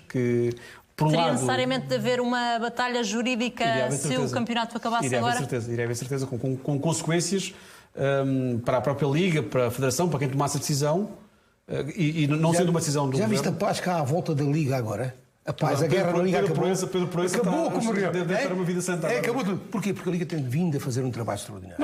Não, para evitar estes problemas todos. E, aliás, inclusive a Liga foi ultrapassada, houve um momento em que foi ultrapassada pela Federação, por aquela reunião com o António Costa, dos 3 grandes e tudo mais, mas a Liga preparou tudo desde o início para a retoma. A Liga fez planos e mais planos e mais planos com especialistas nomeados na Direção-Geral de Saúde Pública. A Liga preparou-se muito bem com mais sustentabilidade que a própria Federação. Inclusive, só para termos uma noção, a Liga, desde o início, dizia que dava para jogar as 2 competições, a Liga Pro e a Primeira Liga, e em todos os estádios. A Federação e o Governo disseram que não podia ser o menor número de estádios possível e estamos a jogar 17 estádios. O que a Liga não preparou, José Calado, foi a eventual interrupção do campeonato ainda antes de acabar, porque os regulamentos não prevêem uma situação destas. Olhando para a classificação como está, por exemplo, há aquela questão do critério que neste momento coloca o Benfica à frente, apesar de não ter vantagem no campeonato. Sim. Como é que isto se resolveria? Não sei. Aliás, a UEFA foi bem perentória, que se algum campeonato parasse por alguma decisão ou por imposição de alguns clubes, que não haveria campeão. Mas imaginemos que não é por imposição dos clubes, que teria de acabar por uma situação, devido à crise sanitária. Se o campeonato tinha de interromper, não está previsto nos regulamentos. Como é que se decidia quem ficava com os 40 milhões de euros? Uma coisa eu sei, se continuarmos a ver atitudes que nós temos visto até ao momento, atitudes completamente irresponsáveis e que têm feito aumentar os casos de Covid em Portugal, isso eu não tenho dúvidas que se calhar antes do campeonato acabar, se calhar até pode parar. E se parar, não sei que tipo de atitude é que se vai tomar, não sei se o dinheiro é repartido, se não é repartido, se continuarmos com esta igualdade. Isso eu não sei, mas isso também não me importa sinceramente, porque se tiver que parar devido às regras sanitárias não estarem a ser cumpridas... Legitimamente, quem é que deveria ficar com os 40 milhões, na tua opinião? Mariana, não vou tecer um comentário em relação a isso. O Jorge ontem foi bastante claro sobre isso. Devia ser o Porto e ponto final. Sinceramente, eu não faço futurologia, não vou tecer nenhum comentário, independentemente do Benfica, a posterior estar agora em primeiro. A realidade é que se o campeonato acabar assim, o Futebol Clube do Porto também é que é campeão. por isso não vou tecer um comentário em relação a isso. A única coisa que posso ser comentário é aquilo que perguntaste ao Sérgio e ao próprio Jorge, e até ao Otávio, creio eu, que é esta situação. Vamos ver uma coisa. O Vítor Pinto, em assuntos relacionados com o Futebol Clube do Porto, nós já reparámos aqui todos que é uma pessoa que está extremamente bem informada. E quando fala, e quando manda as coisas para o ar, não manda do nada. É porque sabe daquilo que está a falar, até porque tem um relacionamento muito próximo, se calhar, de pessoas que estão no Futebol Clube do Porto e até do próprio Sérgio Conceição. É uma pessoa que, quando fala, não diz as coisas por dizer. E a mim, quando ele me diz que adiar o jogo seria sabotar o Sérgio Conceição, isto dá que pensar. Dá que pensar por ti? Não. Estás fora do filme, dá de pensar a ti. Não, basta fazer 2 e 2. Não dá a pensar nada. Otávio, basta pensar os 2 e 2, é assim. É uma interpretação dele, é a interpretação dele daquilo que aconteceu. Espera aí, se o tempo de recuperação para os jogadores do Futebol Clube do Porto for muito mais curto, porque o campeonato está extremamente comprimido, não há espaço se o para tempo de isso. recuperação para os jogadores for muito mais curto, obviamente o Sérgio não pode preparar os jogos. Não há espaço, com tanta Zé, dinâmica mas isso e não há com espaço. Mas isto não é também o desmontar da ideia de que o Porto teria interesse em que este jogo fosse adiado? Não, isto há outra coisa também que nós temos que falar, que é, vamos ver uma coisa, esta questão dos autarcas, nós não podemos fugir que estes 2 autarcas fazem parte do Conselho Superior do Futebol Clube do Porto. Não manda nada, zero. Agora, estarem a dizer o Futebol Clube do Porto não queria nada disto, o Boa Vista. Eu acredito, porque eu não estava lá, eu não ouvi. Mas acreditas agora já antes dizes que já não acreditas? Não estou a falar nada dizes que não disso. acreditas. Posso falar? Antes já disseste que o Posso Vítor falar? Pinto... Não gostas do que estás a ouvir? O Vítor Pinto tem todo o crédito. Deixa falar. Tu dizes que o Vítor Pinto tem todo o crédito. Só tem crédito E agora já dizes que não acreditas. acreditas. Já não estou a perceber. Quando fala coisa em relação ao Porto, não tem. Mas está muito mais informado em relação ao... Mas dá uma opinião lógica. Então, mas tens de ter uma opinião. Não deixes no ar. Eu sei que tu não gostas de que eu esteja a falar. Não gostas de ouvir. Estás a dizer que o Vítor Pinto tem razão e agora estás a dizer que já não acreditas. Falar, já não sei. Se puder falar, agradecia. Explica lá. Mas vê lá que é para as pessoas entenderem. Que é para as pessoas entenderem lá em casa. Não te preocupes. Explica lá. Os autarcas fazem parte do Conselho Superior do Futebol Clube do Porto. Que não manda nada. Dizer que Jorge Nuno Pinto da Costa ou que o Futebol Clube do Porto não tinha conhecimento de nada, a mim parece-me uma utopia, certo? Porquê? Parece-me uma utopia, que não soubessem de nada. Ou seja, as pessoas estão em contacto. Fizeram parte da lista e fazem parte do Conselho Superior do Futebol Clube do Porto. Mas quem é que diz que os presidentes de Câmara entraram nisto? Mas ninguém sabe nada. Depois, mas isto é o normal. Filipe Vieira não conheceu o Paulo Gonçalves lá de nenhum. Também não sabia o que é que Francisco J. Marques revelava no Porto Canal, dos tais e-mails. Também não sabia. 12 anos, Zé. Mas depois foi com o Júlio Magalhães representar o Porto Canal também. Filipe Vieira não conhecia o Paulo Gonçalves. Isto para mim é a mesma coisa que o caso do Nakajima. Ninguém sabe o que é que acontece, mas ele já não treina nesse tempo. Se achas que a direção do Porto tinha de saber desta recomendação que ia ser feita por parte das câmaras municipais de Porto e de Gaia, pelo facto dos autarcas serem do Conselho Superior do Porto, isso não quereria dizer que o Porto queria que o jogo fosse adiado? Não, mas eu já vou lá. Para mim, isto faz-me sentido num aspecto que é muito simples. Ninguém ficou agradado, principalmente os dirigentes do Futebol Clube do Porto, ninguém ficou agradado com aquele empate no Desportivo das Aves. Assim como não ficaram agradados com a derrota com o Famalicão. E aquilo que se fala muito nas esferas, e o próprio Sérgio Conceição, não sou eu que o digo, o próprio Sérgio Conceição neste campeonato já disse que provavelmente andavam-lhe a sabotar o trabalho. Não fui eu que o disse. Não foi o Vítor Pinto que disse agora. O Sérgio Conceição também já o disse. Calma, não somos nós que estamos a inventar. O próprio treinador do Porto já falou disso numa conferência de imprensa. Por isso nós não somos mentirosos. O Sérgio não é mentiroso, que eu saiba. É uma pessoa que quando tem que dizer também diz. Doa a quem doer. Quer se goste, quer não se goste, mas diz as coisas. E depois quem quiser gosta, quem não quiser não gosta. Agora, para mim, o que isto me faz sentido é o seguinte. Nas esferas desportivas há muita gente que já diz que o Sérgio, sendo campeão ou não sendo campeão, que vai sair do Futebol Clube do Porto. Do Bruno também dizem a mesma coisa. Sendo campeão ou não sendo campeão, vai sair do Futebol Clube do Porto. Por isso, até já tem gente para substituir. Se os jogos fossem para adiar e para que o Sérgio não pudesse, se calhar, trabalhar os jogadores como se calhar isso faz sentido.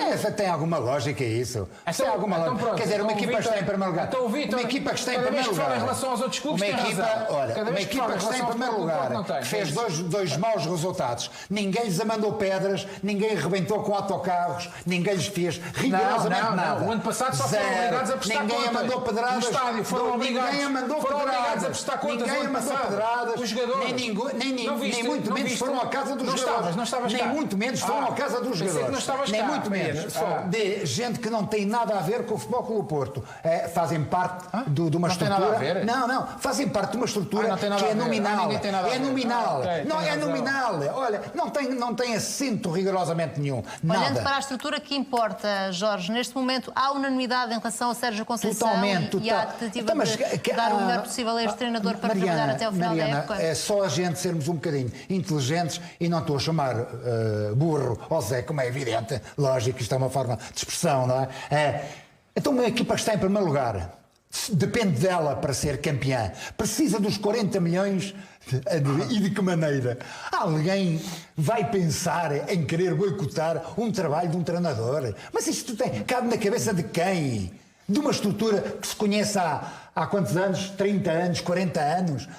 Os ratos, já falou disso no passado. Os ratos ali são pisados. Não vêm cá para fora os ratos. Não vêm cá para fora. Ninguém disse que bocas. Não vêm cá para fora mandar bocas. O rato já o afastaram. Já afastaram o rato. Não afastaram.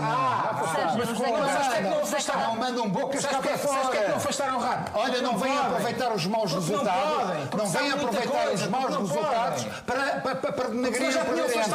Ali não fazem. Não podem. Sérgio, o José Calado já recordou muitas vezes aquele murro na mesa que foi dado por parte de Sérgio Conceição relativamente a problemas internos no Porto. Como é que está a situação neste momento? Estas questões estão ou não ultrapassadas? Acho que foram ultrapassadas logo a seguir, aliás. Eu creio que isso foi pouco antes do Clássico Benfica, não foi? Foi logo a seguir à final da Taça da Liga que o Porto perdeu. Sim. Depois o Porto recupera no campeonato, passa para a frente do campeonato. E eu creio que, mais uma vez, voltamos ao mesmo. Os resultados fazem com que tudo pareça muito melhor. E agora os resultados, quer dizer, um campeonato que já pareceu perdido pelo Porto, já pareceu, não tanto, mas um bocadinho perdido pelo Benfica, neste momento está altamente imprevisível. E eu creio que vai se manter. Não acredito que haja uma ruptura dentro do Porto até a final da época, com tanta coisa em jogo. Mas também não acredito que haja condições, sinceramente, para Sérgio Conceição continuar na próxima época, caso seja campeão ou caso não seja. Acho que é difícil imaginar um Porto com Sérgio Conceição na próxima época. É uma leitura que eu estou a fazer daqui. E a minha só porque não tenho informação sobre isto, mas eu olho para o desgaste que tem sido a relação de Sérgio Conceição com a estrutura, até com a própria equipa. Se calhar há alguns momentos é uma relação muito intensa, que Sérgio Conceição exige muito de muita gente.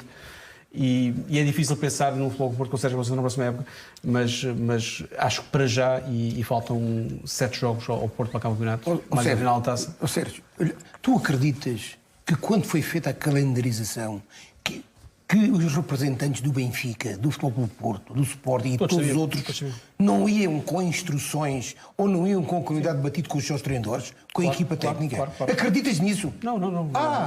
E foi aprovada por unanimidade. E se assim não fosse, é que estava errado. E até porque assim não fosse, é que estava errado. Benfica, Porto e Sporting têm lugar na direção da Liga. Já reparaste, e têm poder também para que até as próprias entidades, que são os agentes que dão os jogos, os patrocinadores, estão calados? Ninguém mais falou. Porque isto obviamente que é muito melhor acabar do que... Não. Os seus interesses foram também salvaguardados. Foram também salvaguardados. E aí há que fazer uma coisa. É tirar o chapéu, efetivamente, às pessoas que tiveram em todo isto pelo excelente trabalho que fizeram de retoma do futebol. Foi um trabalho extraordinário. E isso é que tem que ser valorizado. Por outro lado, e vou dizer pela última vez, não compreendo, porque se repararmos, esta estratégia de denúncia, de promiscuidade com 2 autarcas na lista do Conselho Superior é anterior a esta discussão. É anterior a esta discussão. Mas já havia atrás. E esta oportunidade foi embora. Agora, de uma vez por todas, eu não acredito que os senhores presidentes de Câmara se sobrepusessem àquilo que eram os interesses do Futebol Clube do Porto e da sua equipe de futebol e à Liga. O jogo vai mesmo acontecer na próxima terça-feira. Nem sei como é que aparece aqui. Nem sei como é que aparece. Para esse jogo, o Porto tem meia equipa em risco de exclusão e segue-se depois uma deslocação a Paços de Ferreira. Acha que isso preocupa Sérgio Conceição? Não, eu acho que o que tem que preocupar é ganhar o jogo Boa Vista, que é muito importante. Se o Sérgio Conceição, ou se algum treinador for a pensar nos amarelos, a pensar no jogo que vem a seguir, que não sabe o que é que vai acontecer, o importante é este jogo. Este jogo é muito importante por todos os fatores, porque é um derby, é um jogo com muita pressão em cima, e se tiver que algum destes jogadores, se calhar nem vou jogar todos, possivelmente se calhar há um ali ou um destes, talvez um não jogue, possivelmente. Quem é que acha que não joga? Não, daqui talvez o Sérgio Oliveira não jogue. Talvez o Sérgio Oliveira não jogue. Mas para ser neste poupado? jogo. Ou apenas em por termos de opção? não acredito que eu acho que nenhum treinador deve fazer opção se a gente tiver uma Sérgio vantagem. Conceição não costuma fazê-lo. Não, nem eu acho que nenhum treinador faz a partir do momento em que, se eu tiver uma vantagem agora de 4 ou de 5 pontos sobre o Benfica, eu se calhar vou gerir o jogo, posso gerir. Agora, quando não há vantagem e está à unha, não é? Portanto, jamais vai pensar no jogo Passos Ferreira. Se tiver que ficar sem os jogadores, fica e tem que entrar outros. Apesar de pensar no próximo jogo, o Porto também ainda pensa no último. Pinto da Costa ficou irritado com Zé Luís. O presidente portista não gostou da exibição do avançado no jogo com o Desportivo das Aves, que terminou com um empate a 0. Zé Luís teve um baixo rendimento, com destaque para o penalti falhado. Já na jornada anterior, na vitória do Porto por 1-0 frente ao Marítimo, Pinto da Costa não tinha gostado da exibição do jogador cabo-verdiano. Por isso, o líder portista não entendeu a insistência de Sérgio Conceição, que voltou a lançá-lo de início frente ao Aves. Assim, o técnico também não escapou à análise crítica de Pinto da Costa. É justo, José Calado, que Sérgio Conceição não escape também às críticas relativas ao último jogo. Estamos a ver também os minutos que se seguiram ao apito final do jogo entre Porto e Desportivo das Aves. Foi possível ver nas imagens que captámos a Pinto da Costa sempre com um ar insatisfeito, a andar de um lado para o outro, a falar muito ao telefone, e depois vimos-o até numa conversa um pouco mais acesa, visivelmente desagradado, quando conversava com Luís Gonçalves, com Nelson Puga e com o responsável de comunicação. Para ti, é injusto incluir Sérgio Conceição nas críticas sobre o desempenho do Porto neste jogo ou não? É injusto não, porque é o Sérgio que faz as equipas, assim como Bruno Lage também faz a equipa, são sempre os máximos responsáveis. Agora tenho a certeza que os próprios adeptos do Futebol Clube do Porto não têm estado muito agradados com as exibições de Zé Luís. Aliás, ele já foi posto em causa várias vezes. Não está em causa o seu profissionalismo, não sei como é que treina. Sei que foi um jogador que o Sérgio pediu, Jorge Nuno Pinto da Costa, e o Futebol Clube do Porto pagou 10 ou 12 milhões por este jogador, salvo erro. Não. 6, não foi? Mais baixinho. Sei, acho que foi 6 Mais baixinho. 10. Um desconto para trabalhadores. Mas aqui a questão eu acho que é, por exemplo, Soares tem sido um jogador que tem sido importante também na manobra ofensiva do Futebol Clube do Porto, e depois nós temos aqui uma situação que a meu ver acaba por ser uma incógnita. O Aboubakar, eu não sei o que é que se passa com o Aboubakar. Aboubakar teve uma lesão extremamente complicada, mas... Custou 10 milhões 750 mil euros. 10 milhões, pronto. Sim. Era mais ou menos isso. E o Aboubakar teve uma lesão extremamente complicada, mas está bem fisicamente e se está no banco. Quer explicar os tais descontos, Otávio? Continua a sorrir? O Otávio disse descontos dos trabalhadores. Mas pronto. Aceito. Isso quer dizer que se calhar desses 10 milhões ficaram pelo caminho alguns, é isso, Otávio? Não? Obviamente que há comissões. Claro, comissões normais. Faz parte, é normal. Mas eu tinha mais ou menos essa ideia, que era 10 milhões. Gastou esse valor, gastou, não? Alguém é rei das comissões. 10 milhões, Alguém é rei das comissões. O Porto gasta sempre esse valor, não é? Claro. Gasta sempre o valor da transferência. Mas Tem que pronto. pagar- há sempre uma comissão. Claro, mas aquilo que se calhar muitos adeptos... Aquilo que se calhar muitos adeptos do Futebol Clube do Porto se calhar não percebem é o Aboubakar teve uma lesão extremamente complicada, mas está bem fisicamente e vai para o banco. Eu acho que o Aboubakar, quando está bem, é um jogador fantástico na frente de ataque do Futebol Clube do Porto. Já para não falar que o Marega esteve de fora neste jogo. É verdade que o Marega no último jogo não esteve bem, mas o Marega na frente de ataque é um garante de complicações para a defesa adversária. Fica com a bola, corre, batalha. O jogo até pode não correr bem. Pode falhar 2 golos à frente da baliza, mas cria muitas oportunidades e é uma dor de cabeça constante. E se calhar aí é que vêm as críticas, porque o Zé Luís entrou e mais uma vez ainda por cima se acentuaram as críticas porque falhou o penalti. É um mal amado o Zé Luís neste momento no Porto, Sérgio? É, e curiosamente até começou muito bem. Foi muito bem amado no início, até depois de ter marcado o Benfica um gol de bicicleta. Um gol de bicicleta extraordinário, marcou o Benfica na Luz, no Clássico. Sim. Esteve muito bem nos primeiros meses da época. Depois as coisas deixaram de correr tão bem, deixou também de um momento para o outro. Ele, mesmo no início, nunca foi titular indiscutível, apesar de ter marcado alguns golos. E depois, de facto, houve aqueles vídeos de Instagram da sua mulher. Mas isso é ridículo, Sérgio. Eu já o disse aqui, eu acho que é a vida privada dele, é a vida privada da mulha dele. Se a mulher gosta de pôr vídeos no Instagram, o que é que o jogador agora tem a ver com isso? É verdade. Eu acho que se o ruído à volta de Zé Luís, de forma se calhar desnecessária, criou-se algum ruído à volta dele que não ajudou também, acho que houve contribuir. Mas eu concordo contigo, acho que é a vida dela, dele, a vida privada. O que ele faz em casa é todos nós temos as nossas profissões. E quem coabita com a gente tem que respeitar o posicionamento do cônjuge, como é evidente. Quer dizer, não vai expor uma mulher agora, a minha mulher que está comigo vai fazer o que quiser dos vídeos comigo, vai fazer o que quiser. Então, mas isto é... Bom, não vamos entrar nesse tipo de discussões. Não, Mariana, estamos a falar... Não são essas discussões que estão aqui.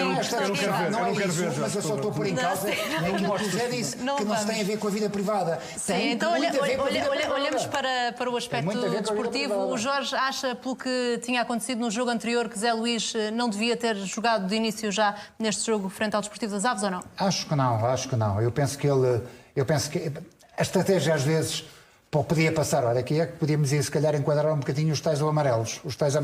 Se calhar, a priori, a gente podia pensar como é que houve a tal discussão com o Luís, em que eu também não dei como adquirido que o Porto ganhasse aos Aves, ali eu podia gerir. E se calhar ele pensou, não vou entrar tanto por cima e não vou jogar tanto em profundidade como a Arega, não vou jogar tanto pelo ar, vou jogar um bocadinho mais pelo chão, mais com posse de bola. E na primeira parte foi um jogo muito mastigado, o Porto até merecia estar a ganhar, se calhar na primeira parte teve 2 oportunidades, só por isso, não fez um jogo de todo bom, mas podia e deveria estar... Mas com o jogo tão mastigado e tão mau, se calhar nesse momento, logo ao intervalo, podia e deveria se calhar ter mudado alguma coisa. Não mudou. Ainda por cima falhou uma grande penalidade em que realmente, não sei se Zé Luís é esperto, é especialista ou não, mas há um lá dentro que sabe marcar bem, que é Sérgio Oliveira. Por norma bate bem a bola. Só falha quem marca, portanto, não é? Sim, está bem, mas isso... Quem não vai marcar penaltis não pode falhar, não é? Pode falhar, lógico que pode falhar. Agora, muitas das vezes os jogadores, em função da sua atitude em campo, depois naqueles momentos cruciais, influencia sempre. Quando as coisas não estão a correr bem, não corre bem e acabou. E nota-se que Zé Luís não esteve bem contra o Marítimo, não esteve bem contra o Aves e não esteve bem num lance que era importantíssimo. E aí, na minha ótica, há outros experts, se calhar, na grande qualidade, também podia falhar, mas se calhar eram de uma forma mais consciente. Quem é que marca os penaltis. Exatamente, está definido. As equipas têm definido claramente quem é que marca os penaltis. Qualquer pessoa ficaria... Às vezes há jogadores que passam à frente, não é? Já aconteceu, há jogadores que chegam lá e tiram a bola. Tiveste agora o caso do Ruben Amorim, que disse que não devia de ser ele a marcar, e no entanto ele quis marcar. Mas isso às vezes dá uma confusão. Claro. Olha que eu várias vezes, por causa dessas questões, a bola não entra. de tirarem a bola nos penaltis, tirarem a bola nos livres e dizer eu estou com fé e vou a marcar, já deu umas confusões nos balneários. O Giovanni também disse não com fé e marcou. Otávio, sobre o caso de Zé Luís, foi um jogador que o próprio presidente do Porto deixou claro que tinha sido um desejo do treinador para esta época. Isso coloca uma pressão extra sobre Zé Luís, ou não? Não, de maneira nenhuma.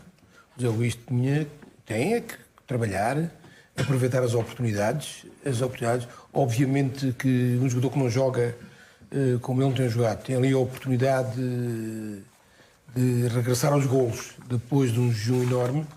Não a quis perder e acabou por comprometer, mas isso não invalida que o Sérgio que o meteu a jogar tinha confiança completa naquilo que o jogador ia render, mas às vezes as coisas saem, como foi há bocado em relação aos pontos de lança do Benfica, as coisas saem e outras vezes não saem, às vezes as coisas complicam-se. Agora, se os outros lá tivessem faziam melhor, não sabemos. Aquilo que sabemos é que o Futebol do Porto empatou 0-0, um resultado que não agrada a ninguém e que falhou um penalti que podia ter resolvido o jogo. Nesta altura já preparam a próxima jornada, é para isso que vamos olhar também. Estão a provocar muita polémica as nomeações dos árbitros dos jogos do Futebol Clube do Porto e do Benfica na próxima jornada da Liga. No derby entre Porto e Boa Vista, o árbitro vai ser Artur Soares Dias, da Associação do Futebol do Porto. Trata-se de um árbitro que foi muito criticado por Sérgio Conceição depois do empate a 1-1 no Dragão com o Rio Ave. Esse foi o último jogo do Porto antes da paragem do campeonato. O técnico portista disse mesmo que Soares Dias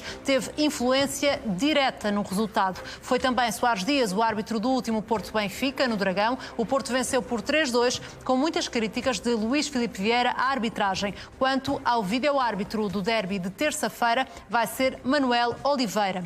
O Benfica Santa Clara vai ter arbitragem de João Pinheiro e vídeo-arbitragem de Rui Costa. João Pinheiro já foi muitas vezes acusado pelos rivais do Benfica de beneficiar os encarnados. O último encontro do Benfica, que foi dirigido pelo árbitro da Associação do Futebol de Braga, foi o empate a 1-golo no Bonfim, com vitória de Setúbal. Um encontro que, curiosamente, foi também o último do Benfica antes da interrupção do campeonato. Nesse jogo foram assinalados 2 penaltis a favor do Benfica. José Calado, como é que encaras estas escolhas para a próxima jornada? Para mim, escolhas normais. Eu não vou falar... Eu só falo dos árbitros quando eles acabam de apitar os jogos, que é quando vejo o trabalho que eles tiveram. Estar a falar de nomeações sem os árbitros apitar, isso é a mesma coisa que às vezes os clubes fazem e sai-lhes o tiro pela culatra. Em relação ao Artur Soares Dias, tanto o Benfica como o Futebol Clube do Porto já criticaram este árbitro, nomeadamente também Jorge Nuno Pinto da Costa disse que não gostaria que Soares Dias voltasse a apitar o Futebol Clube do Porto, não só Soares Dias, mas também Vasco Santos, não gostaria que voltassem a apitar o Futebol Clube do Porto. Mas já não apita o Vasco Santos. Mas eu para mim, sim, mas eu para mim, esta é uma questão que me passa completamente ao lado, porque o Artur Soares Dias, houve muita gente que sempre o conotou como o melhor árbitro português da atualidade. O que é um facto é que, a meu ver, no último ano não foi o melhor árbitro português. Acho que teve atuações que não estão e foram muito aquém daquilo que é o seu nível, que eu acho que tem um grande nível, Artur Soares Dias. O que é um facto é que as suas exibições não foram condizentes com aquilo que depois representa naquilo que é o Conselho de Arbitragem, que o conotaram muitas vezes como o primeiro classificado. A questão aqui dos árbitros vai ser até ao final, Mariana. Seja que árbitro for, vão sempre encontrar algum motivo para criticar. Eu, sinceramente, vou passar à frente desta questão e vou somente falar sobre o trabalho do árbitro quando ele o desenvolver dentro do campo. E quando não desenvolver, eu não sei como é que eles vão estar, se o VAR vai enganar, se Artur Soares Dias vai fazer daquelas exibições também que já nos mostrou, onde houve aquela situação também lá na Maia, aquela situação onde... Figueiredo é Costa dizer isso. Não, mas onde houve aquela situação na Maia e depois a seguir houve o jogo com o Passos de Ferreira, e apitou um penalti facílimo, uma coisa facílima, ou seja, por isso para mim todas estas situações são muito voláteis. Eu vou deixar para depois dos jogos e aí sim, o Jorge, quando quiser falar de árbitros e essas coisas todas, depois o Jorge fala. Exatamente. O Jorge tem memória curta. Na última jornada, o Porto queixou-se de uma provocação da parte do Conselho de Arbitragem com a reunião que fez para o jogo frente ao Desportivo das Aves. Achei. E esta nomeação? Não, eu acho que as nomeações, achei uma provocação para o Porto, como também acharia para outro clube qualquer, a partir do momento em que era na semana logo seguinte. E é uma pressão para o árbitro também. Quer dizer, isto é uma pressão ainda maior para o árbitro. Quer dizer, alguém me critica e eu vou logo para a casa deles. Eu acho isso um exagero. Pronto. Mas em relação a estes 2 árbitros, todos sabem, e aqui o meu colega aqui do meu lado direito já sabe a minha opinião, não é? Que ele já está doido já para saltar, não é? Acho que é dos melhores árbitros portugueses, como é evidente. Já errou a favor do Benfica, como já errou e já ajudou o Benfica, e já errou a favor do Porto e já ajudou. Agora, se nos reportarmos aos 2 últimos jogos, que foi os 2 últimos jogos da retoma, antes da retoma, foi exatamente um Porto-Rio Ave, em que Soares Dias não marcou uma grande penalidade evidente, e tal e qual como o Zé diz, todos aqueles expertos que o Otávio não gosta, todos disseram que era penalti, não é? Todos disseram que era penalti. Mas o senhor Vasco Santos, que é uma sumidade, que estava lá sentado tranquilo, entendeu não dizer nada e não disse. E o Porto aí foi espoliado com uma grande penalidade. No outro jogo... Mas só te lembras dos penaltis que não são marcados a favor. Mas deixa-me acabar. E os penaltis na outra área também existem. No outro jogo... O Porto também faz penaltis. No outro jogo, o João Pinheiro... Esses não contam. Na mesma jornada, o João Pinheiro, em Setúbal, marcou 2 penalidades legítimas e o VAR avisou das penalidades. E o Pizzi não falhou uma e marcou outra. Portanto, legal, tudo normal. Os VARs estão lá para ajudar. Agora, muitos ajudam quando querem e quando não querem. E o problema é esse. Portanto, vamos ver e espero que tanto uns como os outros, tanto o Soares Dias como o João Pinheiro, que também já não se pode esquecer aquilo que aconteceu em Vila da Feira. em que o Santa João Maria da Pinheiro, Feira? Santa Maria da Feira, fosse lá vem ela. Em Santa Maria da Feira, aquilo que aconteceu ano passado, não é? Não nos podemos esquecer disso. E imiscuir também o papel do árbitro, que foi nas barbas dele um penalti a favor do Feirense, e o outro lance do gol do Benfica. Não podemos imiscuir-nos desta situação. Olha, eu Só acho que em espero. 1974, em 1974, quando eu nasci, também houve imensos lances arbitrários. Queres falar sobre isso também? Ano passado. Foi na altura do Há alguma maneira do de Covar agradar 19. a tudo e a todos com as nomeações ou não? É ter critério.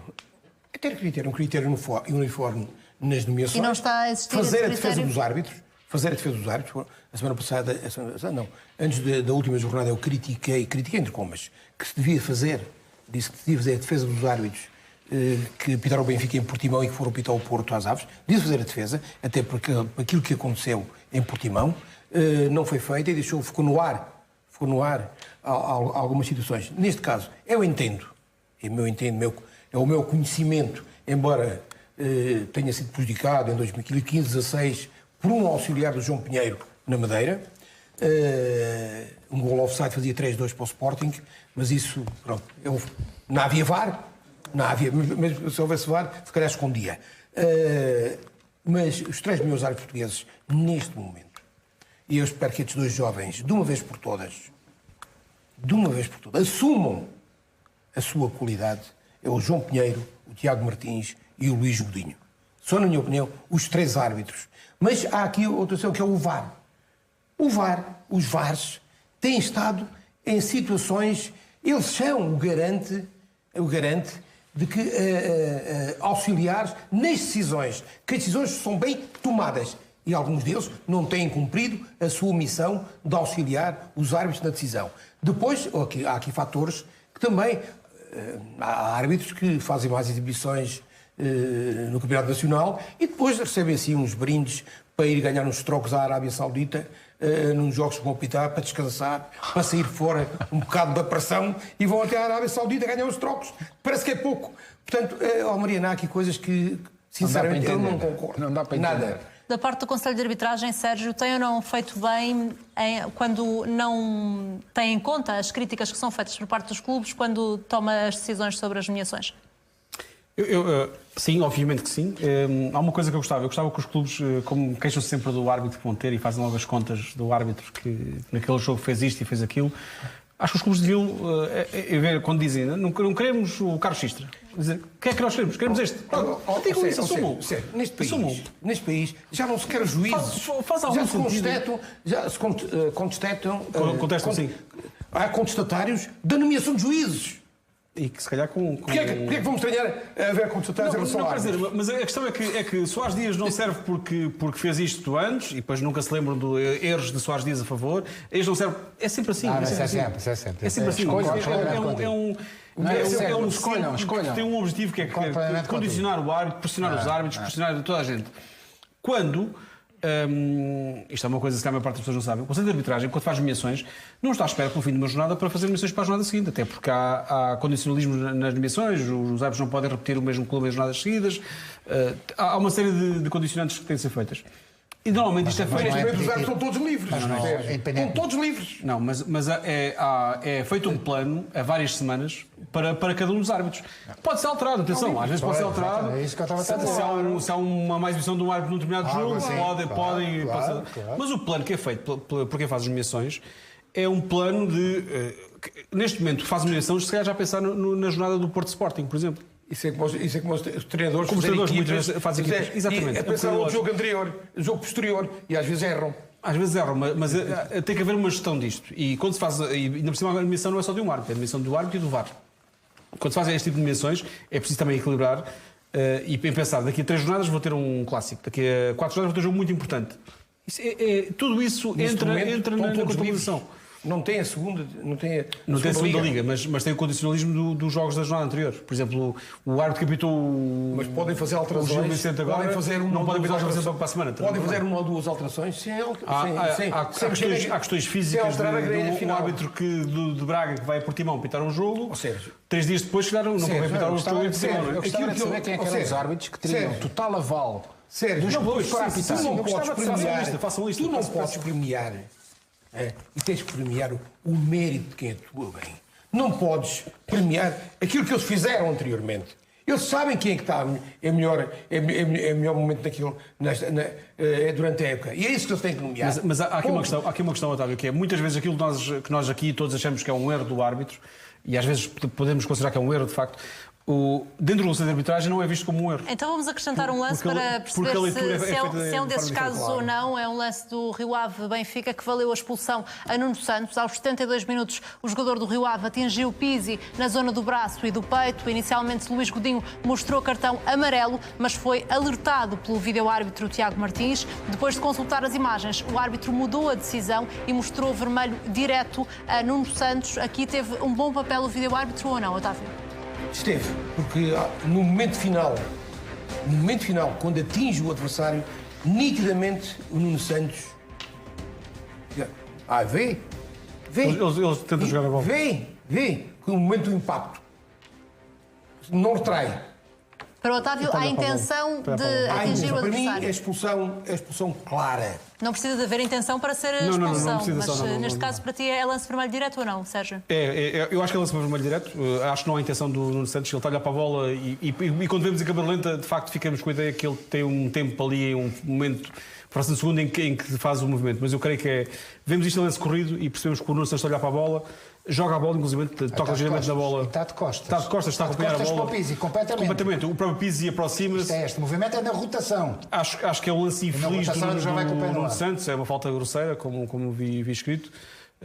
Entendo o vermelho. Na altura do lance, a ver o jogo, e fiquei com algumas dúvidas. Porque achei que ele de facto não tem intenção nenhuma, mas é uma falta muito dura. Depois do jogo, este lance foi também colocado numa outra dimensão, José Calado, por causa da tal conversa entre Bruno Lage e Nuno Santos que aconteceu junto à linha lateral, depois com várias interpretações dessa conversa, que depois foi revelada até por parte do Jornal Record. Na tua opinião, e agora que sabemos toda a história, estamos a ver a frase que foi dita por Bruno Lage a Nuno Santos, devia ter evitado o treinador do Benfica ter esta conversa com o Nuno Santos ou é uma situação completamente normal durante um jogo? Eu acho que sim, acho que deveria ter evitado. Se bem que não há aqui nenhum aspecto insultuoso, não há...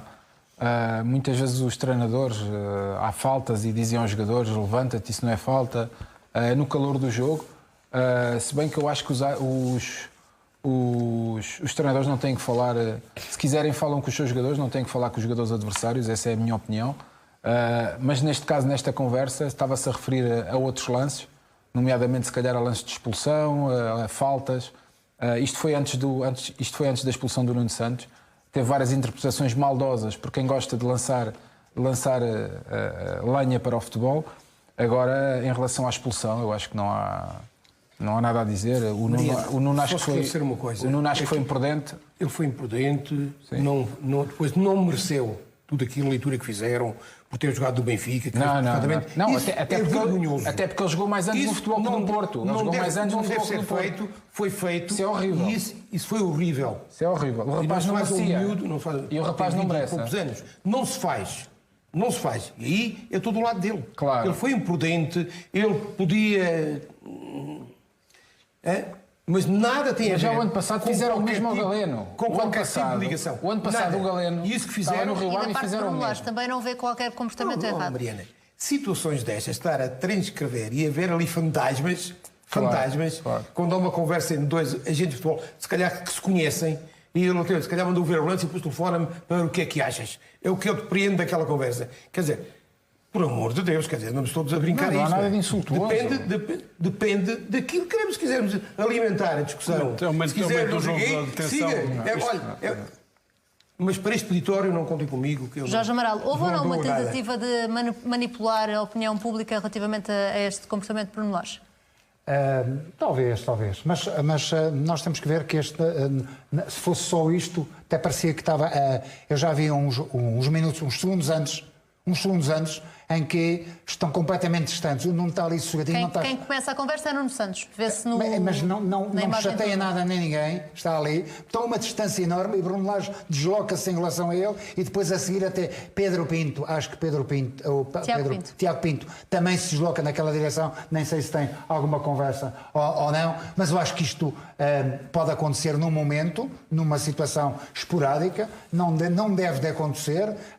Esta situação do depois liga-me também é normal, também já tem os números de telefones dos árbitros e desses todos, portanto também não tem problemas nenhum, pode ligar à vontade, não há problemas, mas eu acho que é de evitar, em muitas situações os treinadores entrarem neste tipo de conflitos entre comas com os jogadores das equipas. Tem que administrar os seus, aconselhar os seus e deixar. Se vamos andar aqui nisto, nos bancos, a disparar cada um para o seu lado, ninguém se entende. Sérgio, faria sentido ter uma conversa de forma tão clara e com esta vontade de todo, se houvesse alguma coisa grave por detrás desta conversa, como se chegou a sugerir? Só dar uma notazinha, eu creio que... Eu vi esse vídeo também completo. Quem começa é no Santos a falar com o banco. Bruno Lage está a falar para o meio do campo e Nuno Santos vira-se para trás, diz qualquer coisa, não sei se para Lage, e depois ela para o banco do desloca-se Benfica, lá. E o Bruno Lage vem em direção ao Nuno, para o Nuno Santos. Portanto, ali sim é um bate-boca normalíssimo. Nós atualmente temos não sei quantas câmaras por jogo, isto pode acontecer, não é? Por isso é que a malta está toda a falar assim agora. Acho que isto é uma coisa normal com ele, do momento. Eu creio que isto assim é no momento em que o Luís Godinho está a ver o VAR para tentar perceber se é o lance para vermelho ou não de Nuno Santos. Não. É antes ainda e a discussão tinha a ver até com lances que nem sequer envolviam Nuno Santos. Então, estava a ter um bate-boca com o foi Ruben naquele Dias. compasso de espera do... Mas é um com momento em que o outros Benfica... jogadores, eram com lances com outros jogadores, não com Eu acho que o mais triste é o que fizeram ao rapaz. Não, isso é uma coisa... O mais triste é o que fizeram ao rapaz. O rapaz também tem que se defender. Colocar em causa o profissionalismo dele. Muito disso. Temos que defender muito disso. Como é que ele se defende? Como é que se defende?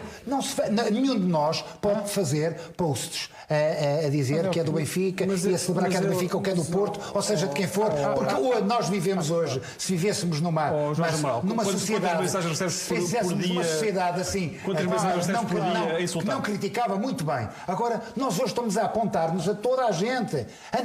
Quantas mensagens recebes por dia a insultar? Quantas mensagens recebes por dia a insultar? Tem no teu Facebook ou nas tuas redes sociais? O quê? Imensas. Pronto. O que é que tu fazes para defender? Mas eu estou associado. Eu não ponho nenhum post a denegrir um outro clube, ou seja, aquilo que for. E mesmo assim recebes mensagens. Se eu tiver, mas toda a gente sabe que eu sou do Porto. Mas o Nuno fez alguma vez isso? Mesmo assim recebes mensagens de ódio. Alguma vez fez isso? Eu acho odioso, horrível, fazerem este tipo de situações. Não achas? Acho tu és um contrassenso em pessoa. Agora, eu acho que primeiro dizes que achas que se tem que proteger, agora dizes que não achas. Quem está és o contrassenso. No mundo em que vivemos, temos que nos proteger. E ele está no Rio Ave e não tem que pôr, e com muita qualidade, não tem que se expor em termos do seu clubismo, seja quem for. Eu digo isto. Seja o Benfica, seja do Porto, seja mas fez depois do jogo ou fez antes do jogo? Ou não? Não, antes do jogo. Mas antes do jogo quando? Antes do jogo o quê? Tinha os posts que eles tinham lá. O problema é esse. O problema é esse. O rapaz jogou 6 anos no Porto. Se é verdade, se tu me perguntares se isso é uma razão lógica para ofender, não, de todo, eu não estou a criticar isso. Eu estou a dizer é que nós jogou mal sabemos contra o Benfica? Não, nada de todo. Mas isso está tudo certo.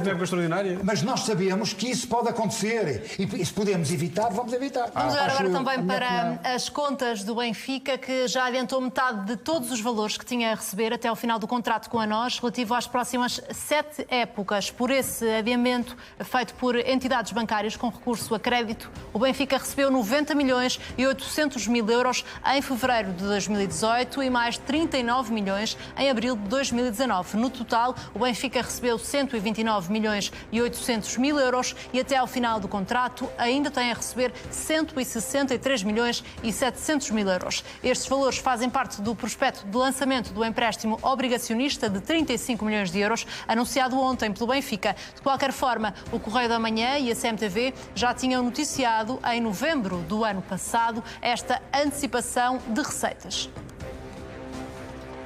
O empresário, conhecido como o Rei dos Frangos, e a respectiva família já controlam mais de 16% da SAD do Benfica. José António dos Santos, que é presidente da empresa Valouro, revelou ontem em comunicado enviado à CMVM a identidade dos acionistas da empresa que em março comprou mais ações do Benfica. Em conjunto com a família, o empresário passou a controlar 16,35% do capital da SAD. Sozinho, José António dos Santos controla pouco mais de 14%. Já os familiares detêm mais cerca de 2% do capital da SAD. Recordo que Luís Filipe Vieira tem um negócio imobiliário em conjunto com José António dos Santos, que, enquanto maior acionista privado da SAD, seria o maior beneficiário da OPA do Benfica, que foi chumbada pela CMVM.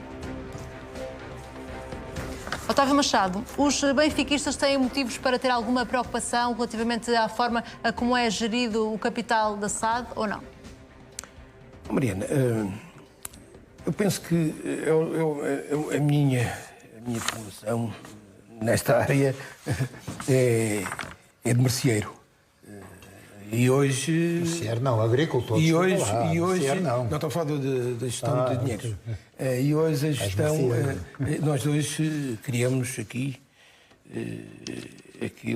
os engenheiros financeiros. A engenharia financeira. E a engenharia financeira dá para tudo. Porque aquilo que nos tem sido dito e exposto é que há uma folga financeira no Benfica que, efetivamente, e agora, a gente só, no meu caso, não o fiz, mas se precisasse, só ia construir um empréstimo ao Brasil se precisasse de dinheiro. Agora, se o homem dos frangos é um acionista, ainda bem, assim existissem outros noutros clubes. Assim aparecesse um no Vitória de Setúbal, outro... Isso é que era bom. Mas acha que estes números mostram que se calhar não há assim tanta folga financeira, é isso? Às vezes há engenharias financeiras, isto tem que ser explicado com certeza. E naturalmente que há pessoas que percebem de economia e que se são capazes de justificar o porquê. Aquilo que eu estranho é efetivamente o Benfica ir fazer naturalmente um empréstimo obrigacionista, porque a operação anteriormente foi esvaziada pela CMVM. Agora, há aqui algo que é aproveitado por uma oposição do Benfica, é aproveitado que é efetivamente o tipo de relacionamento que existe entre duas pessoas. Que eu penso e aqui é que é o problema, é a gente querer ver mal em tudo. Se a gente quiser se constituir como um não problema, somos um não problema. Se quisermos arranjar aí um problema, arranjamos aí um problema. Agora, o que me deixa surpreendido é este empréstimo obrigacionista, quando se falava num cenário do Benfica ter uma folga financeira que lhe permitia tudo e mais alguma coisa. José Calado, isto é que é estranho. Aquilo que o Presidente do Benfica disse era que preferia fazer um empréstimo, e disse-o numa entrevista recente, do que cortar nos salários dos funcionários do Benfica. Parece-te um bom ato de gestão? Sim, antes de mais é uma gestão racional, mas só para esclarecer aqui algumas situações que é, atendendo ao facto que este senhor, este José António dos Santos, controla praticamente 400 milhões por ano nas suas empresas, é normal que se acredita num projeto do Benfica e se os resultados e as ações e as contas lhe dão essa razão e lhe dão esse crédito pelo acreditar no Benfica, é normal que goste também de investir no seu clube, que é benfiquista assumido dos quatro costados. Primeiro. E os benfiquistas não se preocupam com as ligações que há de outros negócios entre o Presidente e estes acionistas? Eu preocupo-me é com as contas, quando as vejo todos os anos, e é com os resultados que o Benfica tem tido todos os anos. Isso é que eu me preocupo. E como tem sido tudo espetacular, e o Benfica tem sido sempre um clube, a nível financeiro, tem estado em constante crescimento, por isso eu não tenho que estar preocupado. Eu este ano estou preocupado porque gostava de ganhar o campeonato novamente, e isso é a minha preocupação. E como os resultados têm sido positivos, aí não há preocupação. Em relação ao empréstimo obrigacionista, a maior parte foi para pagar a dívida bancária, tanto que o Benfica depois, houve uma altura que acabou por pagar 100 milhões à banca, e o Presidente sempre disse que o património, quanto mais património o Benfica conseguisse recuperar melhor, e depois há aqui uma outra situação, que é, o Benfica foi a única empresa que pagou a totalidade dos salários e não tem nenhum trabalhador em layoff. Já logo, temos perdeu 25 milhões durante a pandemia e pagou 70 milhões de crédito de obrigacionistas. Ainda quer acrescentar alguma coisa? Não, 10 segundos, olha, temos aqui contas de merceeiro e temos ali um técnico oficial de contas, que percebe tudo de contas. Portanto, não há problemas nenhuns com o Rei dos Frangos. Não, mas daquelas OPAs